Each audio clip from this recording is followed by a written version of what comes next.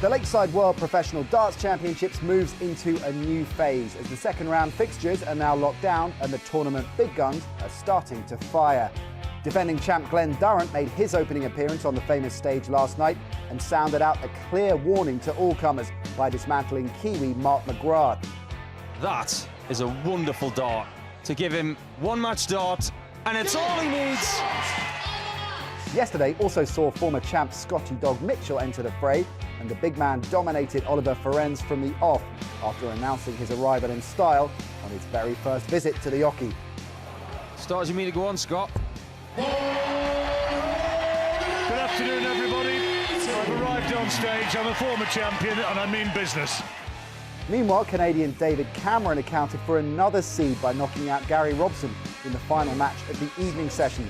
He'll meet Carl McKinstry, who outlasted Chris Landman over 5 sets in the same session. This afternoon opens with an all-Dutch showdown between Wesley Harms and Willem Mandigers. That should be a rapid-fire affair. Whilst the increasingly impressive talent of German Michael Unterbuchner will be tested to the full against the guile of the Welshman Wayne Warren. The Women's World Championship has been exceptional again this year. Number 1 seed Lorraine Winstanley saw off the talented youngster Casey Gallagher last night, and today the 10-time champion Trina Gulliver makes her latest Lakeside bow. She'll be taking on Poland's Karolina Podgorska. It's all coming up courtesy of the BDO.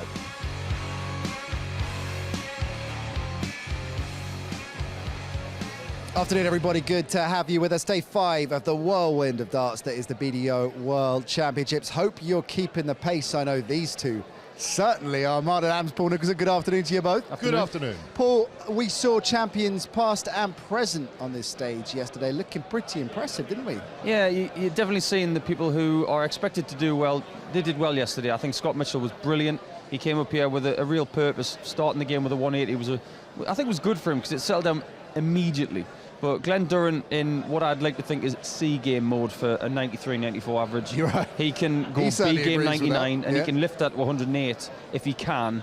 And I just think that was a great first performance for both of those guys. Incidentally, Wolfie, I'm including you in champions in decent form yesterday, by the way. We won't leave you out there. It's true, for mere mortals, 93, 94 would be a pretty decent day at the office, but Glenn Durrant was very hard on himself after that game, wasn't he? I know he was, but I think that's a good showing for your very first game of this year. You know, I mean, you can't complain with a 93 average in your first round game. You know, none of us like first rounds, but we've got to do them. But I think Glenn, he'll progress. You know, as Paul says, it will get better as the tournament goes on. Don't like first rounds, prefer last 16s a little bit more. At this stage, whether you're as experienced a player as Glenn Durrant or a qualifier that's playing on the Lakeside stage for the first time, it's got to start to get into your head that we're just a few games away from reaching the final here. Yeah, but once you get that first round out of the way, then you're starting to get into the nitty-gritty of this event. Next round's the quarterfinals, and then it really gets interesting. Yes, it does, Wolfie. Well, let's remind ourselves of the men's draw. And the number 1 seed, Mark McGuinney, of course, in action tonight, as is another former champ, Scott Waits, taking on Richard Veenstra. We'll talk about that one in a minute. Should be a very tasty encounter. Michael Unterbuchner and Wayne Warren, they are also in action tonight, and that should be equally compelling stuff. An all-Dutch affair between Wesley Harms and Willem Mandigers, our opener today, the first game on stage this afternoon. Jim Williams and Dean Reynolds, they're good mates, and that will be a veritable battle of Wales. They score off a little bit later on. And confirmation of last night's final match, David Cameron. Remember, he'd already beaten Andy Hamilton, who a lot of people fancied for a deep run in the tournament this year, and he's only gone and taken out the number 7 seed last night as well. Gary Robson going down, so David Cameron earned himself a place in the last 16. That was a hell of a performance, and here he is all the way from Canada, Paul. As I say, taking Andy Hamilton down against a very partisan crowd here. He was very much the underdog going into that game last night, but it was pretty comprehensive stuff. Is he a dangerous outsider to watch it? I think he can go under the radar a lot more because we're talking about the likes of Mitchell, the likes of Durrant. We're talking a little bit more about McKinstry after last night as well, because he came through a fabulous battle. But David, I think we've spoken a lot about the fact that Gary underperformed, but let's focus on how well David performed, because his double 10 shooting was brilliant. He looked as calm and composed as I've ever seen him here at Lakeside. He's got the experience, as Wolfie will back up. He's got to start using that now. Yeah, absolutely. I totally agree with that. Yeah, I mean, David is a great player. I would call him a seasoned player. You know, he knows what it's all about. The events he's won out in the States and in Calendar is just quite a long list. And there is a big difference there, isn't there, between somebody who is a very young player, early on in his career playing here for the first time, or not really a particularly experienced performer here, versus an old stager like David Cameron, who's suddenly putting a run together at a relatively late stage in his career. Yeah, he is, and he's probably come here this year thinking, you know, I'm fed up going round out early doors. I want to stay in this thing and see how far I can go if I play properly, without the nerves and everything else that goes with it. Harms Mandiger gets things underway today. Wesley Harms is clearly a very talented younger player, although, you know, seems like he's been around for a while. He's had some deep runs here, of course, but hasn't managed to get over the final hurdle. Do you think he will? Do you think he's got it in him to be a champ, Paul? Put me on the spot there, aren't you? I think with Harms, obviously he's been to the semi-finals a couple of times, so he can go deep here. Playing another Dutchman today, I think is a good thing because it'll allow him to just relax against somebody he knows a lot about. Right. I think Mandigers is a very handy player. He can score heavily when he's comfortable. Just on that, why is that such a big advantage that you know another player so well? They know about their pace, they know about their little intricacies on the hockey, they know that potentially if there's any sort of tactics, they know what they're going to do. And I think they spend a lot of time together, so there's not going to be any shenanigans, you don't think. But ultimately, if you know someone's game a lot, I think you can prepare yourself better. Sometimes you say it's better the devil you know than the devil you don't. And I think in this case, that will be the case. Let's take a look at the women's draw next, because of course the 10-time champion Trina Gulliver, one of the stars in action today. Lorraine Winstanley's the #1 seed in the tournament this year. She is safely through. Look at that quarter-final between Anastasia Dobromoslova and Eileen de Graaf. That's going to be a hell of a game. And of course, they will fancy their chances, both of them, in the tournament, because Lisa Ashton, the reigning champ, Dieter Hedman, a perennial contender here and big crowd favourite, both out. Fallon Sherrick, one of the most impressive performances we've seen on this stage so far in either tournament. It is turning into a really intriguing women's tournament this year, isn't it, Paul? I'm trying to figure out who the favourite is now, because obviously after last night's performance from Lorraine, where it was a little bit edgy, maybe you've got to look at Sherrick as the favourite on performance. But ultimately, I think once, you know, well, Wolfie's told us, once you get that first game out the way, it's almost like another tournament starts. So I'm sure Lorraine will improve. What will we see from Sherrick? What will we see from Anastasia Dobromoslova and Eileen de Graaf?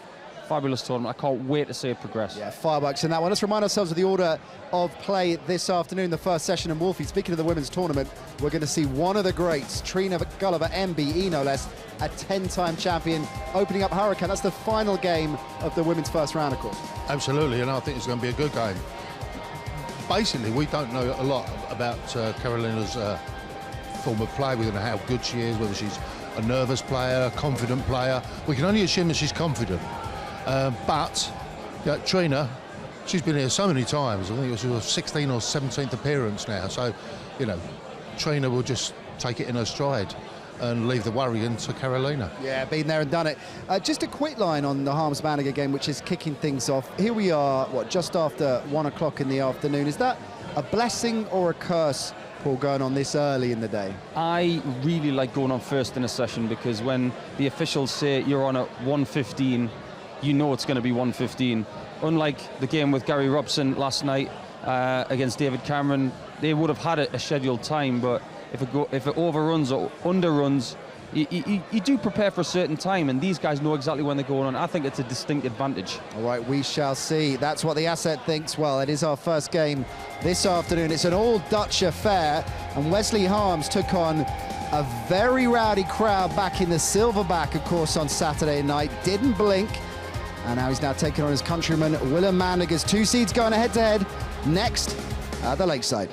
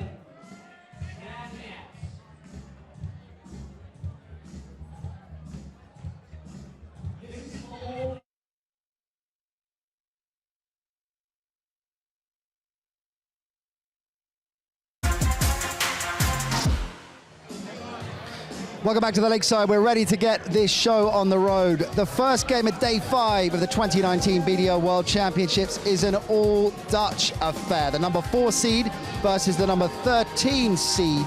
The last 16 game between Wesley Harms and Willem Mandiger coming next.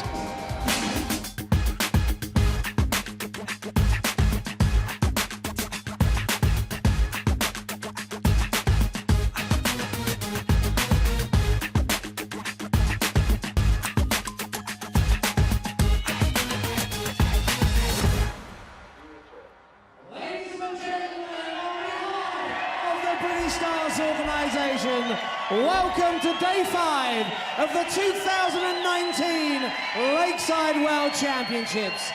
We begin the second round by going double Dutch here at the home of World Darts, the Lakeside.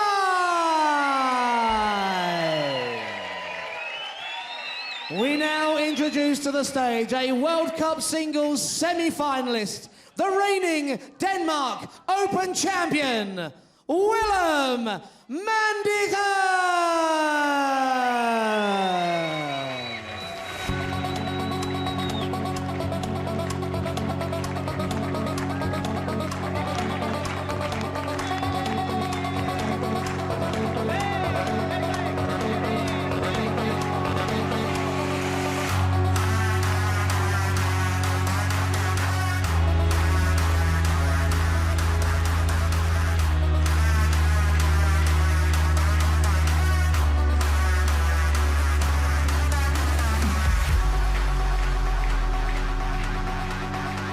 We now bring to the stage a 2-time Lakeside semi-finalist and the current holder of 3 world ranking titles. He's the former World Cup singles champion, Sparky Wesley Harms.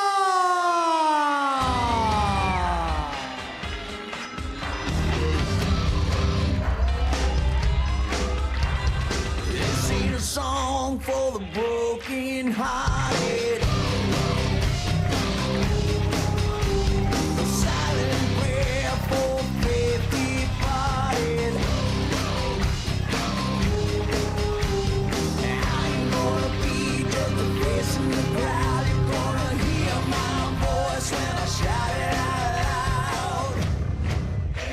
An all-Dutch affair to kick things off. I'll be watching with Chris Mason for this one, and Wesley Harms is being named at close to 2-1 on favourite to win this one. Willem Mandigers, 29 years old, younger man by 5 years. Seeded number 13 here, despite that ranking of 14. Harms is the number 4 seed. Sparky, he was an electrician, of course, once upon a time, and gets here by beating Tony O'Shea. What is it with darts and electricians, John? Sorry, say Rob again? Cross. Oh, absolutely. Absolutely.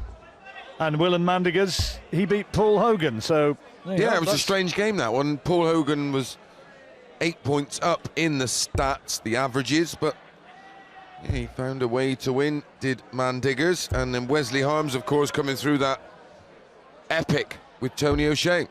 Yeah, that was a tremendous match, wasn't it? Went all the way to the 5th set and went to the deciding set, and it was close right the way to the end. Best of 7 sets now, John. Indeed. He's still got those rather eye-catching shoes on, Wesley. Game on. He's lucky feet. Quite Judge Trump, but they're thereabouts, aren't they? They're a little bit naughty. More Judd than Donald. Imagine Donald's more of a brogues man, John. 140. Very confident player, Harms. Certainly not a shrinking violet. Best he's ever done, semi-finals in 2012 and 2013, Wesley. Yeah, back-to-back semis. We're in the last 16 here, so Mandigers equaling his previous best. 100. I think it's right that Harms would be looked at as the favourite here. Yes. 91. Yeah, heavy favourite. As our MC said, Wesley Harms, a holder of 3 world ranking titles in 2018, which included the England Classic, the Italian Grandmasters, and the West Fries Open. 100. Which I presume is in Holland, John. I presume it's Friesland. Yeah, it is. Spot on. Treble 18 would leave Bull. Now then, for a break.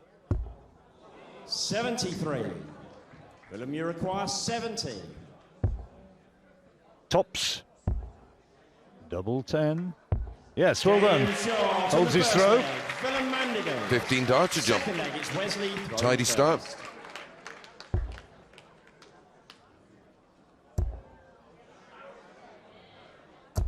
And the first maximum for Wesley. Had a good season in 2018. Harms started off with a run to the semis of the Scottish Open, and then a couple of weeks later, semi-final in the Isle of Man, semi-final of the German Masters, Denmark Open. 60. So the winner of the England Classic, final of the British Classic, final of the Turkish Open, last 16 of the Grand Slam. One apiece. It's opened up in fine fashion, this match. Just resetting, whether he was distracted or whether he's just going through his mental arithmetic, making sure he gets where he wants to be. With a couple of treble 20s, he can do pretty much what he wants. Yeah, he came out of his group in the Grand Slam and then went down 10-2 to the losing finalist Gary Anderson in that infamous match. Well, I've got to say what it is now. It was known throughout the sport. Let's just get the Bull out of the way. 96. It was known as Fartgate. You require 98. Bit of a stinker, John. Absolutely. Double needed. Oh, he's got it. Good dart. Well, he's opened up with a 15 and a 12 darter as Mandigers. Quality stuff. That, well, it wasn't quite my sort of piece of music. It's what I refer to usually as sort of Euro crud, but it was 41. Tremor Sensation that he came into. Euro garbage, John, I think we would more oftenly refer to it. Well, it's a bit of... It would be a bit of a, even not a sensation. Bit of Divenbowden about that one. 79. He likes a bit of that stuff. Bow to your great knowledge there. 100. Was I call him diving board? Yes, staying in our hotel, that was. Visiting coppers. 100. Boxers yesterday, weren't they, John? No, a different crowd. Oh. 100. I think the... Where's Wally? I think the boxers who were formerly police women, and before that, going back, they were old ladies, and they've been all sorts of things. And I think they're here as cave girls today. The Whitby lasses. Is that a thing, John? I beg your pardon? Is that a thing? Cave girls? Oh, right. Oh, now I get you. Freddie Flintstone. 58. What's happening, Wilbur? Wilma? 140. Wesley, you require 164. Right then, 164. Needs to get into the set, John. Absolutely, needs to get into the game, doesn't he? 94. Tremendous start by both players. Harms is averaging 79. best part of 105 and Mandigers 102. Double 11. 57. Getting me old shows mixed up. Wilbur was Mr. Ed. Double 6. Oh, hello. 58. Something there. Has he miscounted? Willem, you require 22. Well, Mandigers gets there, and Harms pays the price. I think that's what Harms went for. I think he thought he had 22 left instead of 12. But one left 69, treble 19 left 12. Not for the first time.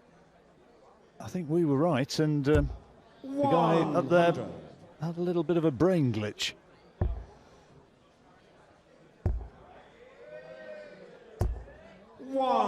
First to 4.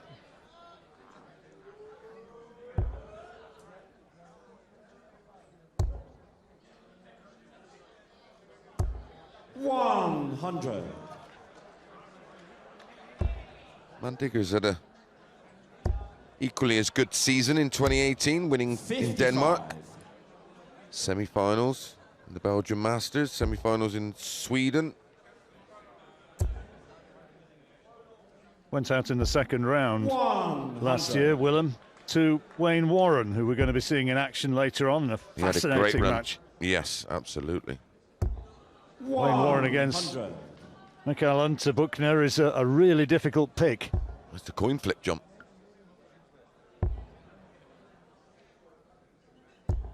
Told that Wayne's daughter Lisa is in the building, so we'll not be interviewing her, but we'll certainly be hearing from her. Wesley, you require 61. She almost became a bit of a social media sensation 12 months ago, didn't she? A bit of support. Very glad. Well, when they were introduced to the crowd, all the players come out and there's a little parade before we go on air.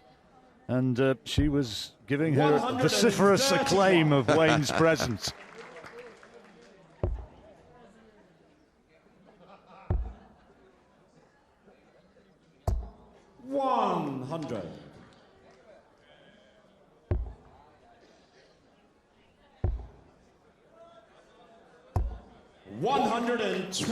Playing well, isn't he? Very, very, very impressed so far by both.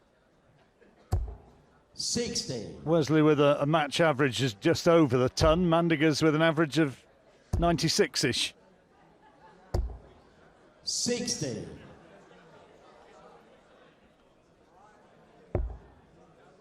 And crucially with that opening set. 60. Plenty of fancy dress around as ever. Good crowd, isn't there? That's just in the comms box still. 153. Smart cash in the comms box. 100. Willem, you require 36. 36, double 18. Surely now. Yep. Game shot on the second leg. Willem Mandigers. Third leg, it's Wesley throwing first. It's a race to 4 sets in the last 16. 85. No real panic if you go 2-0 down, but Harms will be hoping to serve this set out. 140. Very impressed with Mandigers so far. Absolutely rock solid. Yeah, looks as though he's prepared well.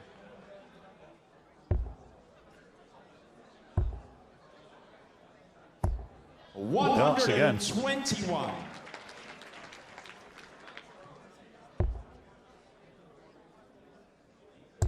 Two previous meetings between these two.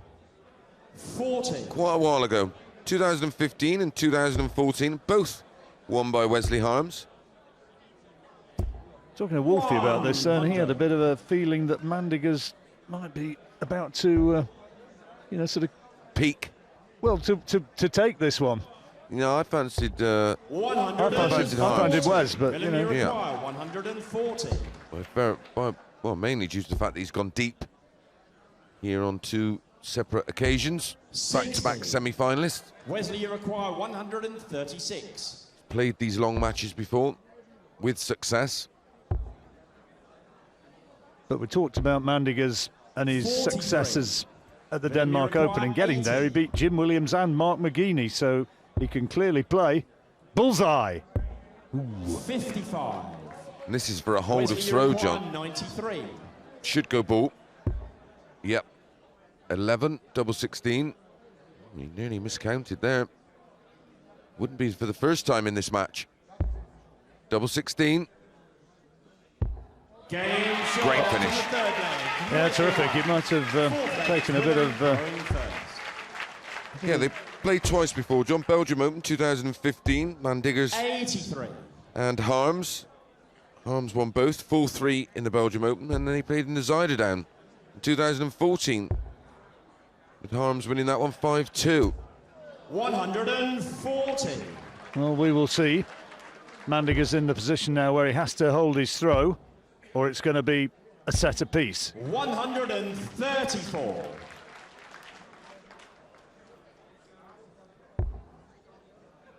Don't forget, if you want to get in touch, at BDO Darts, hashtag 81. BDO Darts. Any questions, keep them all about darts, if you could. Get in touch with myself or John Rawling, Paul Nicholson. 65. We will endeavour to answer your questions. Wesley Harms, one of the tallest men in the tournament. He's about 6'3", 6'4", John, isn't he?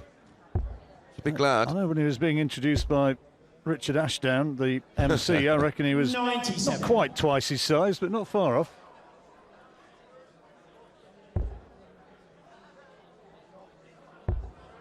What would we do without Richard? 140. Willem, you require 122. Good setup by Harms. Treble 18 here would leave the bullseye, so it can't be done. So Harms, 42. this is for the set. Wesley, you Proper require stato 40. is little Richard. Keeps us informed. Two good markers. This should go. And duly does. So we thought it could be a tight match, and it's showing as it's going to be, because after two sets, it is level, one apiece. Harms 1, Mandigers 1.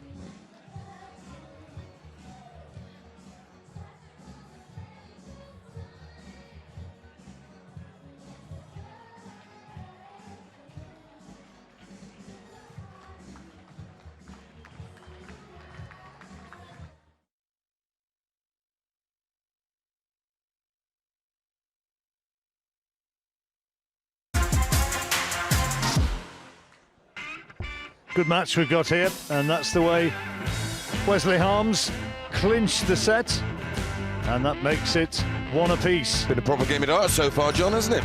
Certainly has. Very enjoyable. And people have their opinions, no doubt, at home, Chris. Yeah, I'm pretty sure they do. If you want to get involved, hashtag BDO Darts, or just use the Twitter handle at BDO Darts. Any questions? If you'd like to tell us how good we are, 96. we always enjoy.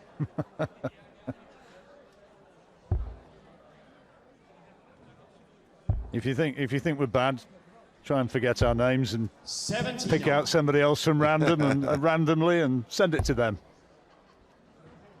Be nice, it counts. 100. Nice to be important, but it's more important to be nice, John. Correct. Bobby George told me that.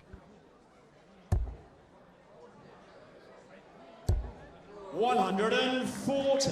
Tom's just starting to Got one of our assert himself here. one of our first comments, maybe questions, 60. from Etienne Bojan. What do we think with the vastly improved boards, Jockey Wilson or Eric Bristow, or 140. the players of that ilk? What kind of numbers would they punch up there? Well, they'd have been up there, wouldn't they? You know, Yeah. all you can be is the best of your era. Exactly. Equipment's improved, boards have improved, targets have got a wee bit bigger. Most certainly, it's around. Now, I actually measured a board from that 90. era, early 80s, to the modern one. It's around 15%. So if they were averaging around 90 in that day, I always say just put 10% on their average. So it was relative of their era. Wesley, you require I mean, especially 52. Bristow. I mean, there's countless videos out there of him averaging in excess of 100. So that just shows you how good he was. Second leg. It's Let's not Wesley to forget the throw first 100 first. average on this Game very on. stage was Keith Deller, who was a guest here last night, and he lost against John Lowe. All you can be is the best of your era. You know, Yes. I mean, George Best would have been a superstar in modern football. In Yes. modern football, you know, Muhammad Ali would have Harold been Larwood as a cricketer, as a fast bowler. one of the greats at heavyweight, if not a small one, probably been a cruiser. 96. Sprinters. Yeah. You know, things move on. Jesse Owens, who got three gold medals on the same day in 1936 Long at the jump. Berlin Olympics. You know, he'd still be a world-class 95. athlete now with modern preparation, modern training. 100. So yes, is the answer. They would have competed. 100%. Of course, the boards now, John, they've 96. years ago, the boards would be covered in staples, and they were actually round wires that were pinned to the board. Now the wires are thin, they're pressed into the board post-production, and the target area is much bigger. I mean, I can remember playing on the old boards that if you put three darts above the 60 and you pulled your darts out, you could actually close the wire down. It was tiny. The target, well, like I said, I've measured it. I've seen some tests where they've measured them with those electronic calipers, and they're around 15% bigger nowadays to what they were back in the late 70s and early 80s. Harms with the breaker throw, double 16 for 2-0. Put it this way, it's no coincidence all the 9 darters started coming in when they made the boards Willem, you huge. require 105. 105 to break back. Oh, well, that's not what was needed, but treble 18 can still give him a way out. 37. Wesley, you require 25. Come off the boil a little bit, Mandigers. Double 8. Yes, Game nicely shot done. on the second leg, Wesley Harms. And he's Third playing leg is with Willem, a lot more assurance than he was in that opening set, or maybe it's just that Mandigers has gone back a bit. Yeah, he's gone off the boil. I mean, 97. he absolutely shot out the blocks. And it's still a good average right now, 92.5, but Harms over 97. And he's maintained that 99. solid start throughout. Like you say, Mandigers have just gone off the boil. Another question, John, if you had to go against Glenn Durrant, who would you go for in this 96. tournament? Whew. Well, on the basis of what we've seen, I thought Scott Mitchell played very well yesterday. Agreed. I mean, I had a bit of an inkling for 59. Unterbuchner before it began, but I think he's got his work cut out today against Wayne Warren. So I think, so far as I'm concerned, I'd say Scotty Dog. 100. Agreed. Don't forget, hashtag or use the handle at BDO Darts or hashtag BDO Darts, and myself, John, and Paul Nicholson will endeavour to answer any questions as long as they're darts related, of course. I can't give you the numbers to this weekend's Euro Millions.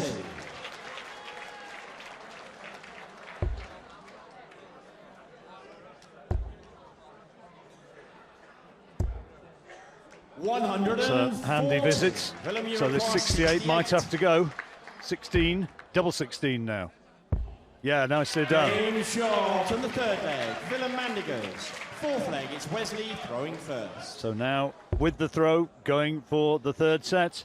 It's rattling along at a pace, John, isn't it? 100.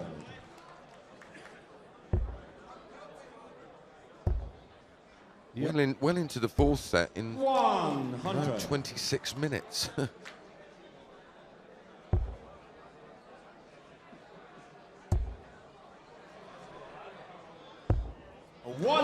177. Of course, I mean the third set. Not many of the Dutch players hang Not about far off, when not you far think- off the fourth set. 86. Not many of them hang about No. when you think about it, do they? There Rat-tat-tat players. tends to be a Dutch trait. They are Throwers quick. rather than aimers. All muscle memory. Harms well in the driving 100. seat to win this third set. 96. Wesley, you require They can do it now. 9 darts to 124. Triple A team would leave Bull, but I don't think he'd go for it anyway, with Mandigers back on 219. Lovely setup. 92. Leaves double 16.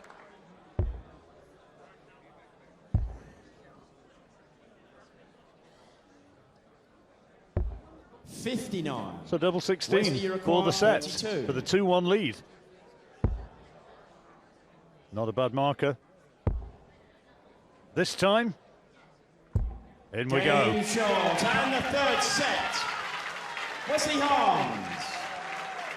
2 sets on the spin now for Harms after losing the opening set. Fourth set. First leg, it's Wesley to throw first. Game on. In control. Very impressive. Looking for his second maximum. Oh, unlucky. 123. Took a deflection, that one. It was heading in.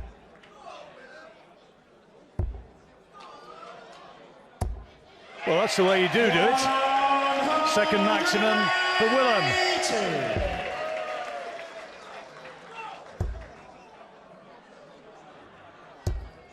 60. 4 perfect darts. Make that 5.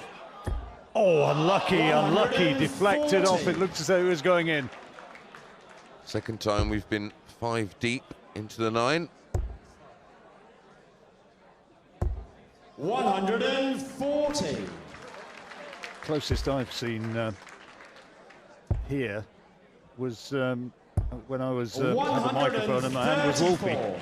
He got 8 out of 9, didn't he? Yep.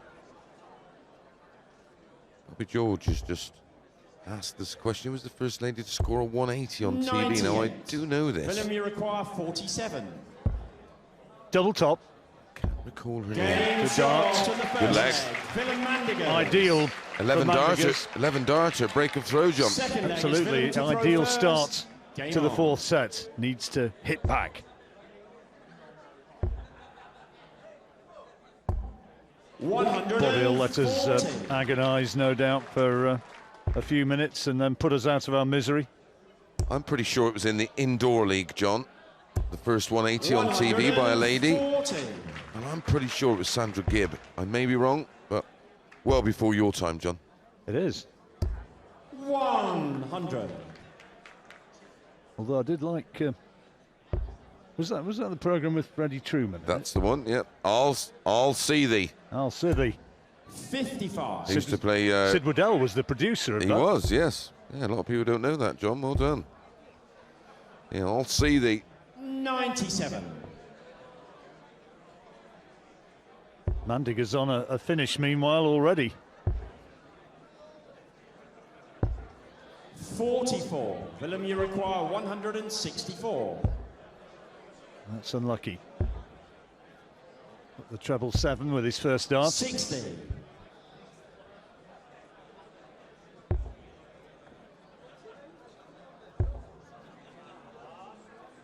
Let's get a lot of questions, Sean, about who was. Well, you get a lot. Who was the best player not to win it, but who was the best player in their prime to win it? For me, Richie Burnett. He had a period of around about 2 years where he was virtually unplayable. I played him during that era. I was sort of just on my way in to the sport, and he was well established.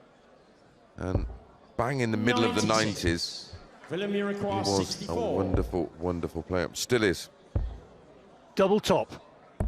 Yes, nicely done. 2-0. Reeling out all the names. C. Mason was one of the better players not to have won it. Oh, you've remembered me now, John. Thank you. Wonderful. Thought you'd actually forgotten I was a dart player and I was just, you know, a TV bod.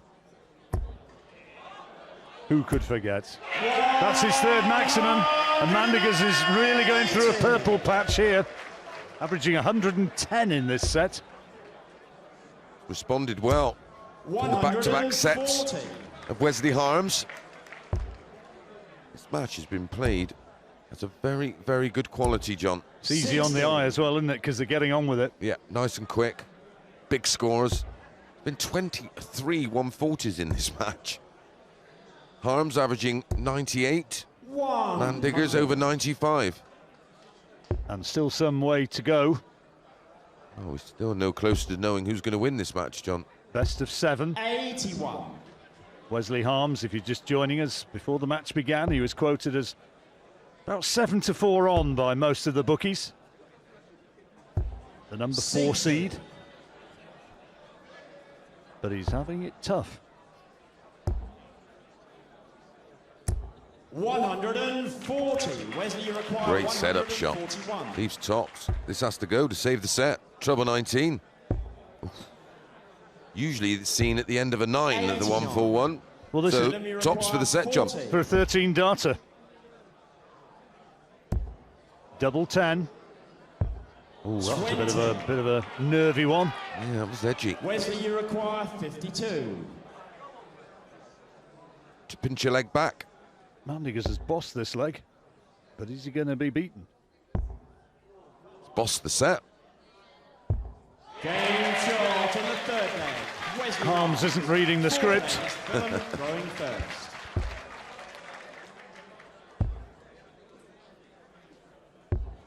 $57.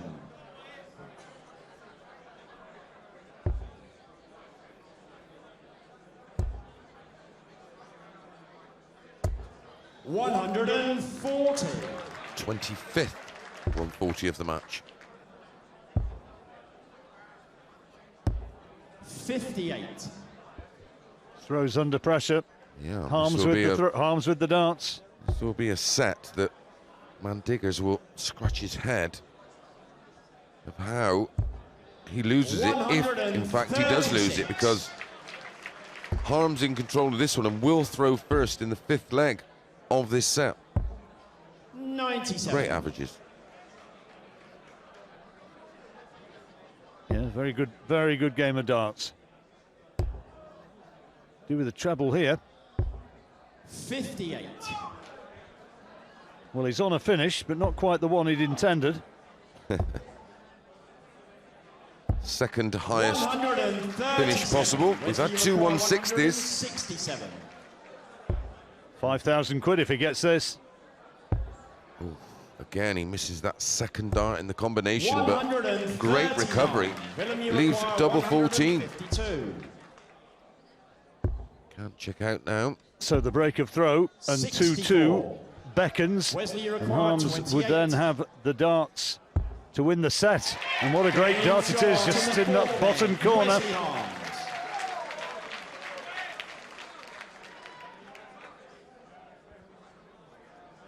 Fifth leg, it's Wesley to throw first. Game on. Older throw, and it is 3-1. And he'll only be needing one more set. 45. Although that was an iffy start by Harms, 45. Leaves the door ajar. Quarter-final for the winner of this one would be against either 81. Unterbuchner or Warren, who are playing later. That's an interesting one. Interesting ones. We have another question. Who was the poorest player ever to win it? 43. I don't think we should really answer that. But I don't think you... You well, can't be poor if you win no, it, can you? No, exactly. It's kind of a... By definition, you've got to be able to play the game. Brilliant. 77. Plenty asking, will I rejoin the tour? Absolutely not. Yeah, so I guess a more pertinent question might be who was the biggest outsider to win it? Possibly Keith Deller or Dennis Priestley. I know Dennis was 99. around 125 to 1. And a lot of smart money, including myself, who knew Dennis, who was an established player in the open circuit. 144. Yeah, I would imagine Keith Deller would be one of the biggest outsiders to win it. A qualifier. 60. 1983, Keith. Yep, Christian Kist, another one maybe. yep. He probably would have been bigger odds than Keith.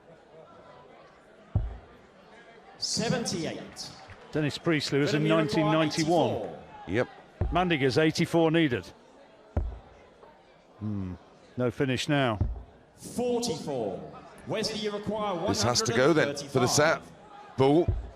25 leaves 110. Trouble 20 bull. Nowhere near. Now, how good's his nerve now? This is to square up the 49. match. 3 darts Willem, at you tops. require 40. Oh, well done.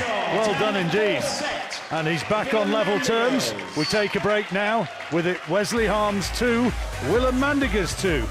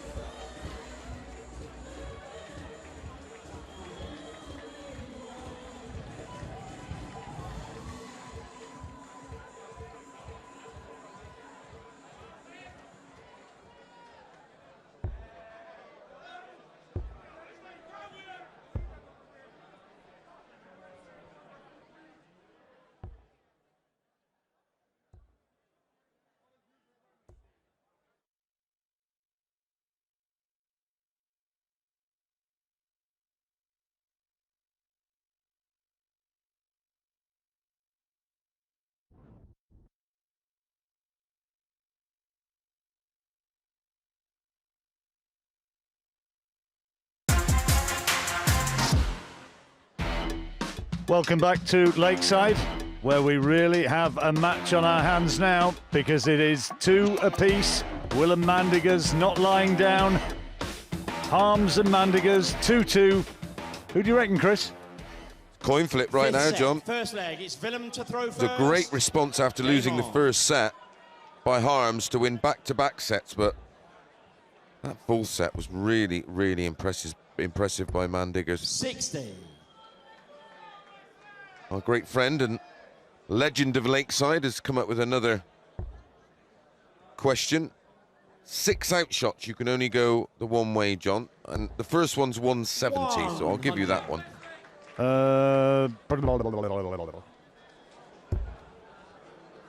Well, 2 has to be one. Very good, John. That was one of the ones I didn't think you would get. 3. Correct. Now I've got to think a bit harder now. Oh, 167, of course. Yep. There's a tricky one here. I'm struggling on the next one. Is there only one more? Oh, only one more remaining. 42. Oh, I can hear the cogs going, John. It's in the. It's got to be in the wheels of your mind. It's got to be in the 150s somewhere, hasn't it? 159 you can't do. 156. 153. Correct. 153. And 156. And 156. 137. Well done, John. Good. You impressed me there, pal. You got an earpiece in and someone's feeding you information? Well, I must confess I had a little bit of help on the 156. 100. But I got the others. 122.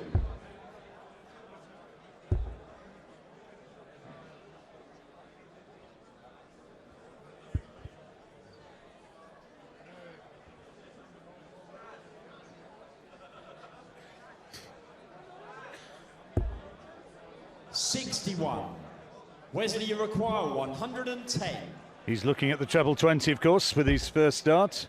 Can't be done now, so treble 19 would have left the bull. 54. Willem, you require 61. Double top, that's a handy dart, that treble 7, double 10. Well played indeed, holds his throw. 18 darts to get there, but it's getting the leg which counts. Ahead again. 140. Since the opening set, first time he's been in front, John.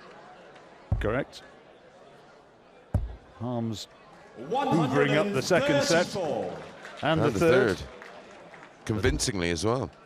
It looked as though the tide had turned, but Mandigers is showing some stickability. Yeah, that response in the full set, like I said, for the vast majority of that set, he was way over the 100 average. 97.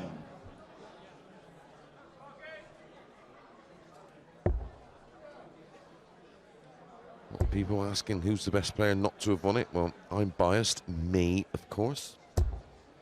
140.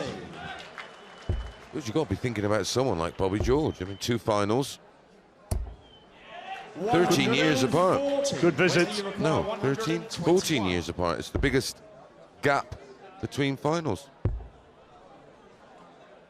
Needed treble 17 there for the bullseye, so Mandigers on 130, Harms poised on Still double 12.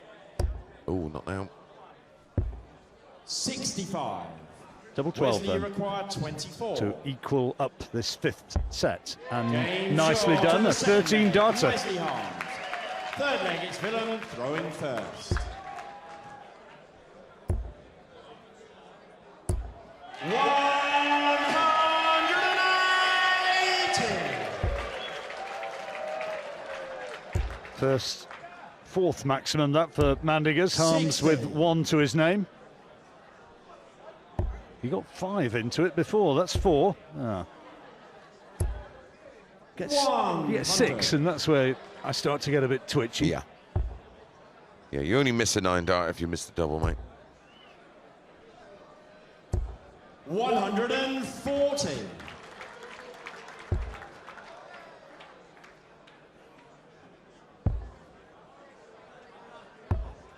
51. Well, he's on a finish, but Harms can, if he gets a couple of trebles now, no, 6 starts from 170 60. for Mandigers to go 2-1 up 170. in the 5th set.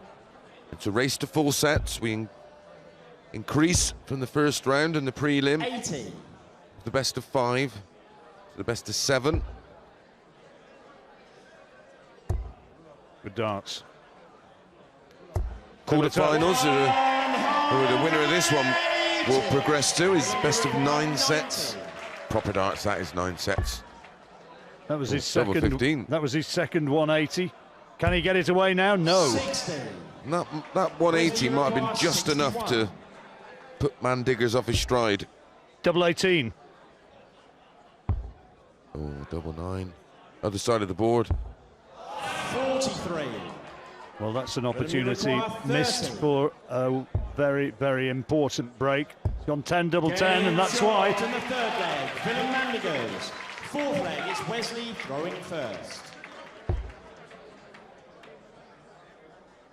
Well, this will doff the cap to Wolfie and his knowledge if Mandigers does win this one.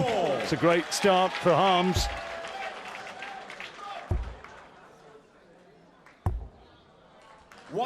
First 174 of the tournament, that, John. The referees have a little punt on that. Who can manage to get the most 174 calls? Oh.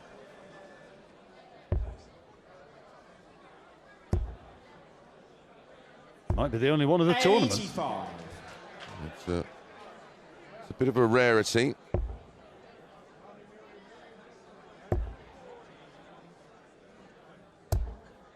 $60.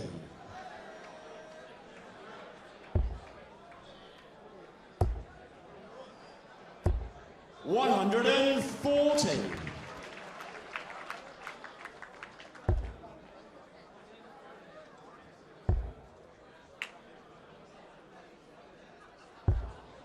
Well, the Harms throw is a little bit under the cosh here. 36. Treble 20 for double 8. Double 8 now.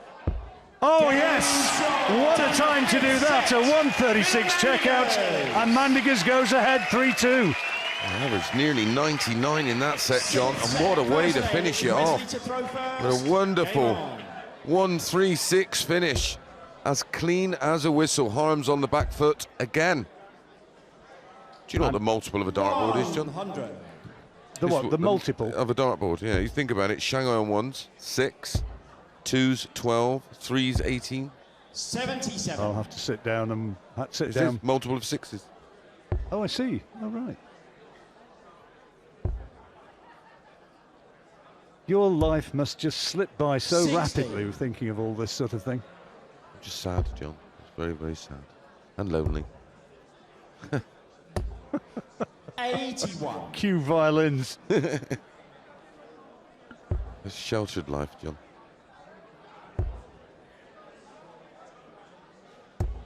$60. What about those 30-odd thousand people who are always rattling onto you on your I know, phone they're or so on your lovely, computer? aren't they? Such a wonderful group. 45. Modern society. Right, 3-2 to Mandigers. 1 set away from a place 55. in the quarterfinals. The potential meeting with the winner of Unterbuchner and Wayne Warren. I'm looking forward to that one. 125. Well, he's going along well here. He's not on a finish, Mandigers, but Harms needs to find some trebles. There's one, that lady's cause. 100. 173 remaining. 99. Well, that's Wesley, you a require handy visit. 126. Treble 19 leaves double 6 for the first leg. And 124. he's left Madhouse. 74 then for the break of throw. Got the 14. Good dart. Tops. 54. Wesley, you require 2. For the first leg and hold of throw. Didn't even put a marker out there, John. Wesley Harms. It was a confident dart, wasn't it? Yep. Bearing in mind the state of the match. 140.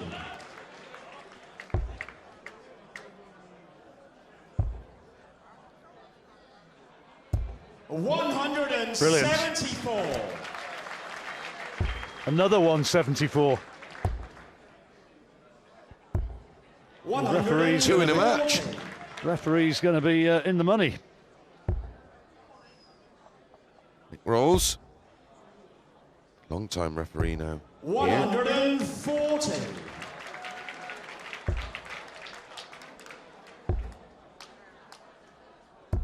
135. Batting along at a rate.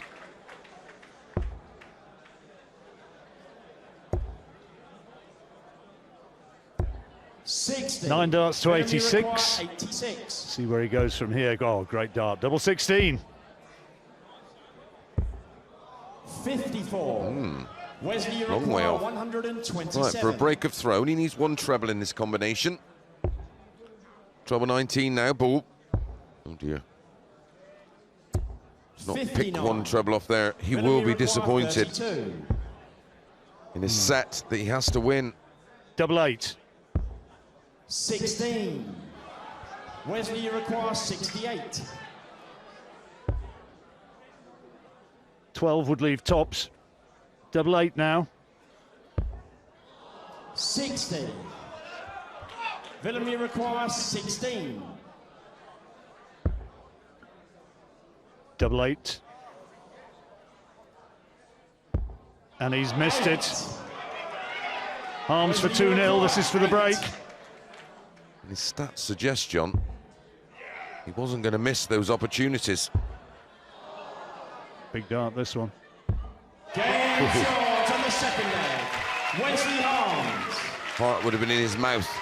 Third leg, it's Wesley to throw first. So Game he's on. got the darts now to take the leg and to send it into the decider, which kind of always looked as though it might happen. 29. Still getting plenty of names coming in, John, of those that were big outsiders to win it. John Walton's name comes up, but 86. I'm not having that. I played him in the semi-final of the World Masters. He went on to win it, beat Merv King in the final, and a month later lifted Lakeside. So 42. when you win the World Masters, you're far from a shock winner of the World Championships. 140. 4 maximums, that's against 2 to Harms. Mandigers, But incredible amount of 140s though, John. 17 Mandigers, 22 Harms, and the averages are pretty much identical, both in the 93s. 100.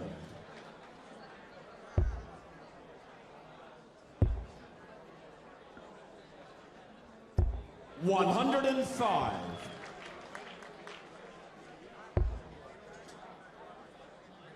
Well, Mandigers is going to have 6 darts from 170 100. Film, you require 170. to break back.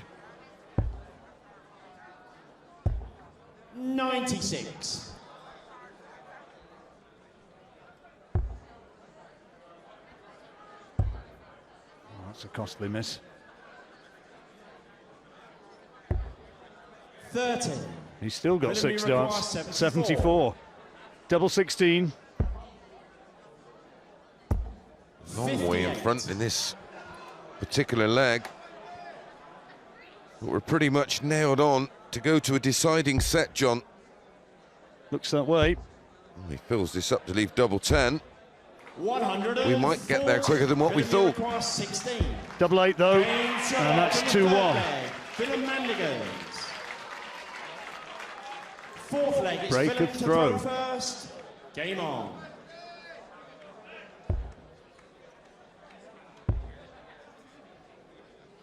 Takes the next 2 legs and it's all over. 27. But that's not a great way to start.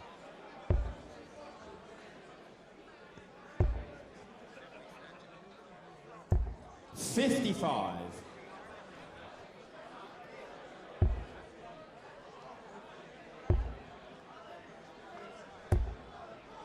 $22.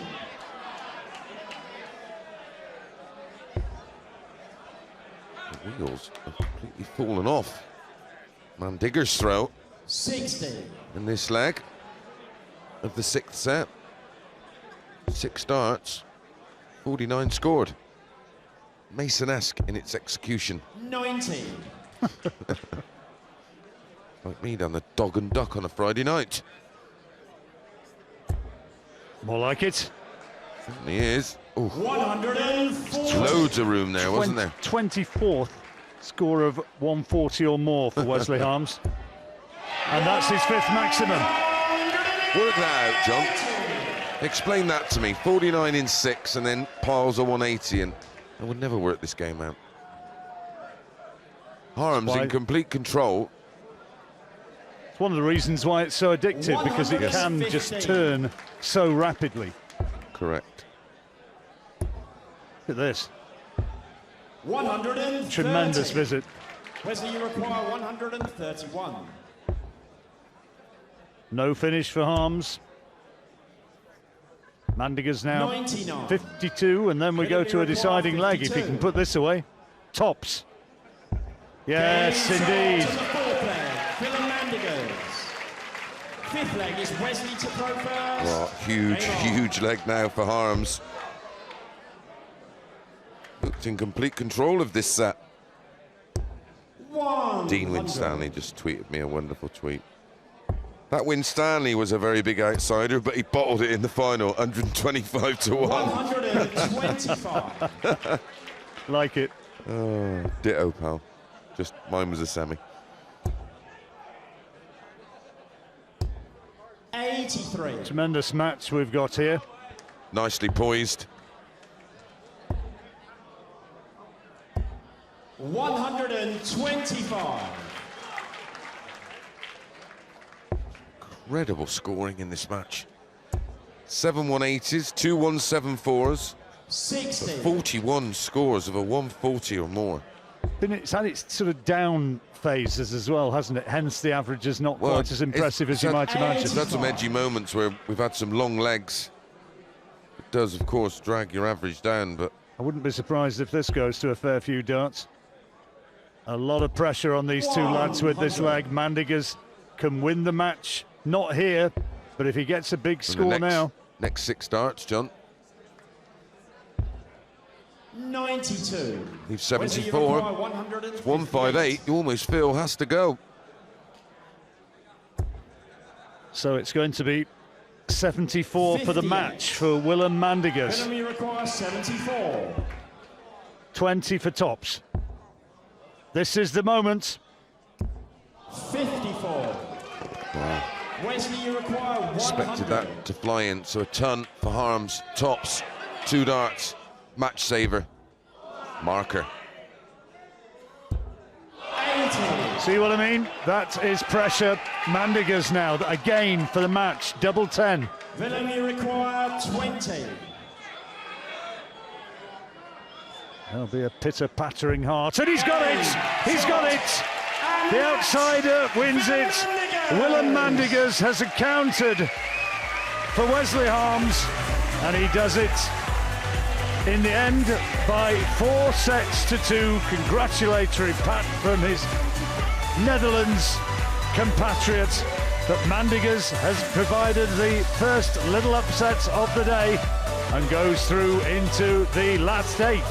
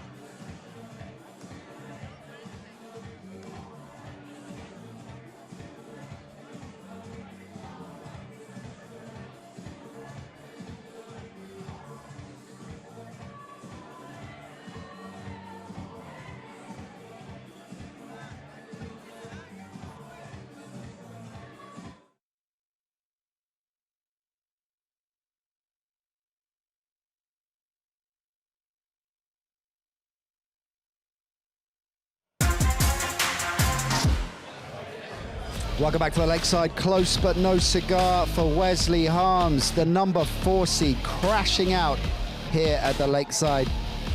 His fellow countryman Willem Mandigers taking it down, and they're both with Georgie Bingham. Thank you. Yes, it was a Dutch delight first up this afternoon, wasn't it, at the Lakeside? Wesley, congratulations. That match was unbelievably tight. How did you feel as it progressed?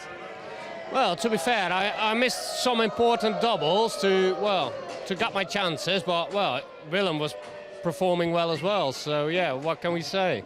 You've been... Hey. Well, at the end of the day, the figures will tell us how tight it was, and it was an incredible. Your averages were very similar. Just in terms of the fact that you have beaten him so many times before, do you think that maybe gave Willem a little bit of extra fire today? No, to be fair, I don't think about that. Every game is a different game, and you need to perform on that stage, and that's what we did, and, well, he won the game. Thank you very much. We will see you again here, no doubt. Thank you very much. Willem, congratulations. Thank you. Thank you. It was an unbelievably well-scoring game. You were very tight indeed. Yeah. Scoring was good, and finishings sometimes let us down, and but it was a good game. Yeah. You hold the highest checkout, and then today you managed a 1.36 as well, so you're quite clearly on it. Yeah. Now I am. Yeah. Normally is that my problem, hitting the doubles, and now I hit them, so it's a good sign. So. Now you're the first man through to the quarterfinals, and also it'll be your first quarterfinal where you'll meet either Wayne Warren or Michael Unterbuchner. How do you feel about that? Looking forward to it. So it shall be a tough game again. Last year I lost from Wayne Warren in the second round, so maybe have a rematch. Talk to us about that very final checkout. Did you think the chance had gone? When I missed the 74, and when he was on 100, and he hits a treble 20 directly, so I was hoping that he missed and that I get a one shot, and I hit it. Luckily, I was nervous. There was always going to be a Dutchman in the quarterfinal. Yeah. Well, congratulations, it's you. We'll see you again soon. Thank you very much. Thank you. Thanks very much indeed, Georgie. So, as Georgie said quite rightly, what a close game. The averages tell you that. 92 and change for Wesley, 93 for Willem. Big scoring game as well. 55 ton pluses, 5 180s from Willem Mandigers. Wolfie, you called it. I mean, it is an upset, but you called it on this very stage. Well, yeah, I mean, from sort of like being an outsider of Dutch darts, I'm sure Willem in the back of his mind is thinking, I've been in the shadow of Wesley for far too long. It's time for me to come round to the forefront. And I think he's done that today, without a doubt. An incredibly brilliant performance. Yeah, so composed. I mean, particularly on that 136 checkout. We'll take another look at that, because that goes with his 160 in the round before, right? Yeah, that was sweet, and just at the right time as well. With that straight in. So the key moments, that was the difference, obviously, in this game, when it was so even, Stephen, so close in the scoring. He just looked at the right times, the player that was going to do it when it mattered, make the throw when it mattered. He had that edge today, didn't he? That's right. That's the thing you've got to have to win this event. You've got to have that edge, and if he can keep that going, he's going to be a serious contender now. Wesley's going to be obviously deeply frustrated going out in a close game, in a game like that, to a player he's beaten before, he knows he can beat, and particularly because he got over arguably the harder emotional hurdle of playing Tony O'Shea to a packed crowd on Saturday night. A guy he's lost to a couple of times here, of course. Got that gorilla off his back, and then he goes out in the last 16. He's going to be kicking himself, Wolfie. He is a little bit, yeah, but it's like a lot of things with the sport. You have a run against a player. It's a bit like a cup run. You have a good cup run, then all of a sudden you're out. Right. And you went out to the team that you really should have beaten. Right. And yeah, Wesley's probably thinking that I should have beaten him. I've always beaten him, but Willem's got one back today. He certainly has. Congratulations to Willem. Plays the winner of the Michael Unterbuchner Wayne Warren match. We're going to see a little bit later on. Next up here on the Lakeside, Wolfie, Trina Gulliver, one of the all-time greats of the women's game. Of course, just the 10 world titles to her name. Yeah, absolutely. I mean, it's magical. The magical 10. She did want that for quite a little while. It took her a little while to get that last one, but she got the 10th. Now she's vying for the 11th, And Carolina, her opponent, is going to try and stop her doing that. As I said, I know very little of Carolina. As Richard said, first time for a female player from Poland on this stage. It's going to be quite interesting, I think. How much will Trina know about her? Trina won't worry too much about it, because at the end of the day, when she travels to the ranking events, you play players you've never met before, So Trina won't worry about it too much. She will treat her with the greatest of respect for the simple reason she's here. Let's talk about that quickly in relation to the last game we saw as well, because as you said, they're countrymen, they played together for the Dutch side. Yeah. They're mates. They know each other very well. So what's the difference with a game like that versus a game with two players that don't know each other at all? Well, the difference is the fact that you know the guy, so you know how they play, you know where they're going to stand, how quick they play. Trina knows very little, I would think, of the speed, the pace, the stance of how this lady throws. Whether is she a good finisher, bad finisher? You know, is she conventional, unconventional in her finishing, her scoring? Maybe she could come out here and we find out she's a player who plays on 19s instead of 20s. Right. You just don't know. The unknown quantity. Those little things can really sort of like, hang on, stand back a minute. Yeah, distract you a little bit. Well, we shall see. It could be another upset. It's been a tournament of upsets so far here at the Lakeside in 2019. But somebody who's been there, done it, 10-time champion nonetheless. Trina Gulliver gets her account up and running next.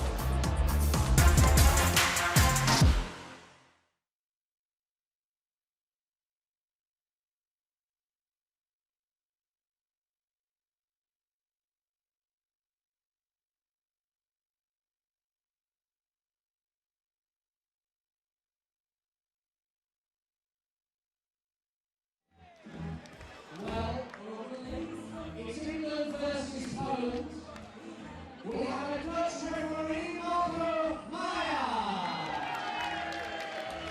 So what better way to get you lose with this English, Polish, Dutch combination with some vigorous attack.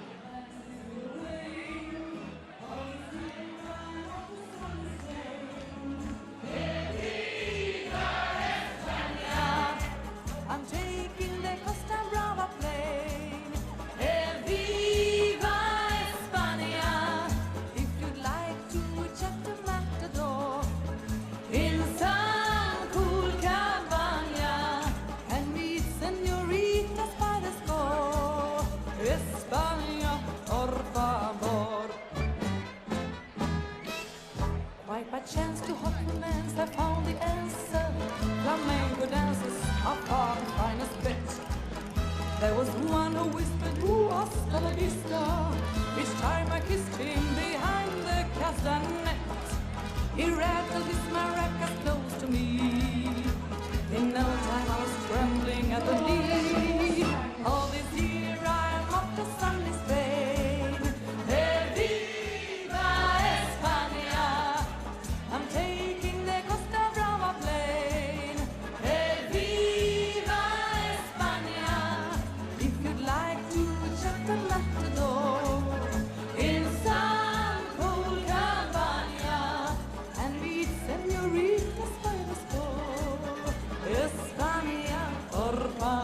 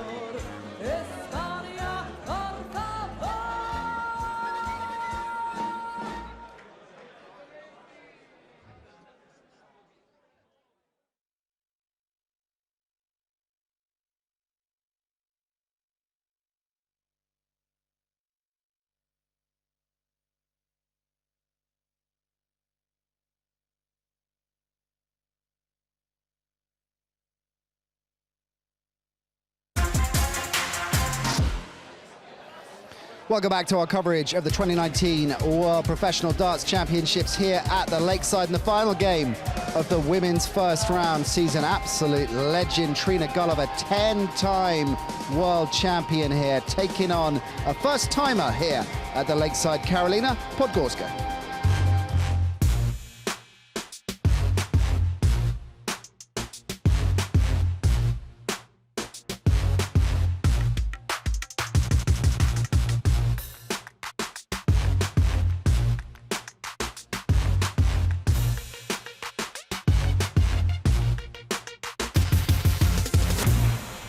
Ladies and gentlemen, this is the 2019 Lakeside World Championships, and we're about to complete the quarter-final lineup in the ladies' competition here at the home of World Darts, the Lakeside. We now introduce a BDO World Championship qualifier. It's a Lakeside ladies' debut for Poland, Karolina Podgorska!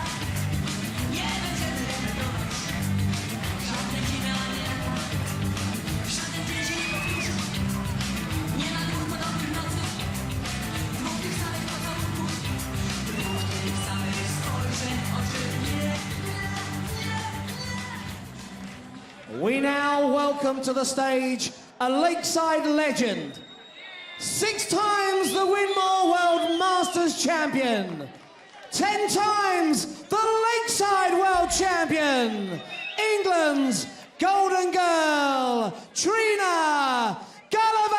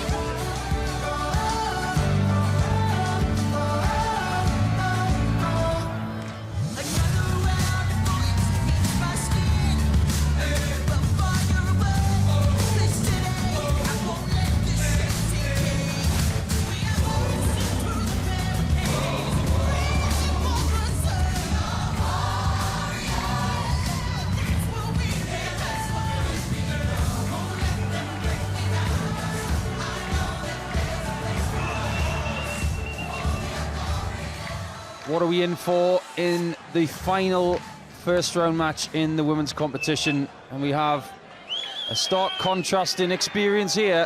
We have someone who is always here and someone who has never been here. Karolina Podgorska, we'll talk a lot about her in the coming minutes, but what have we not said in the past about Trina Gulliver, MBE?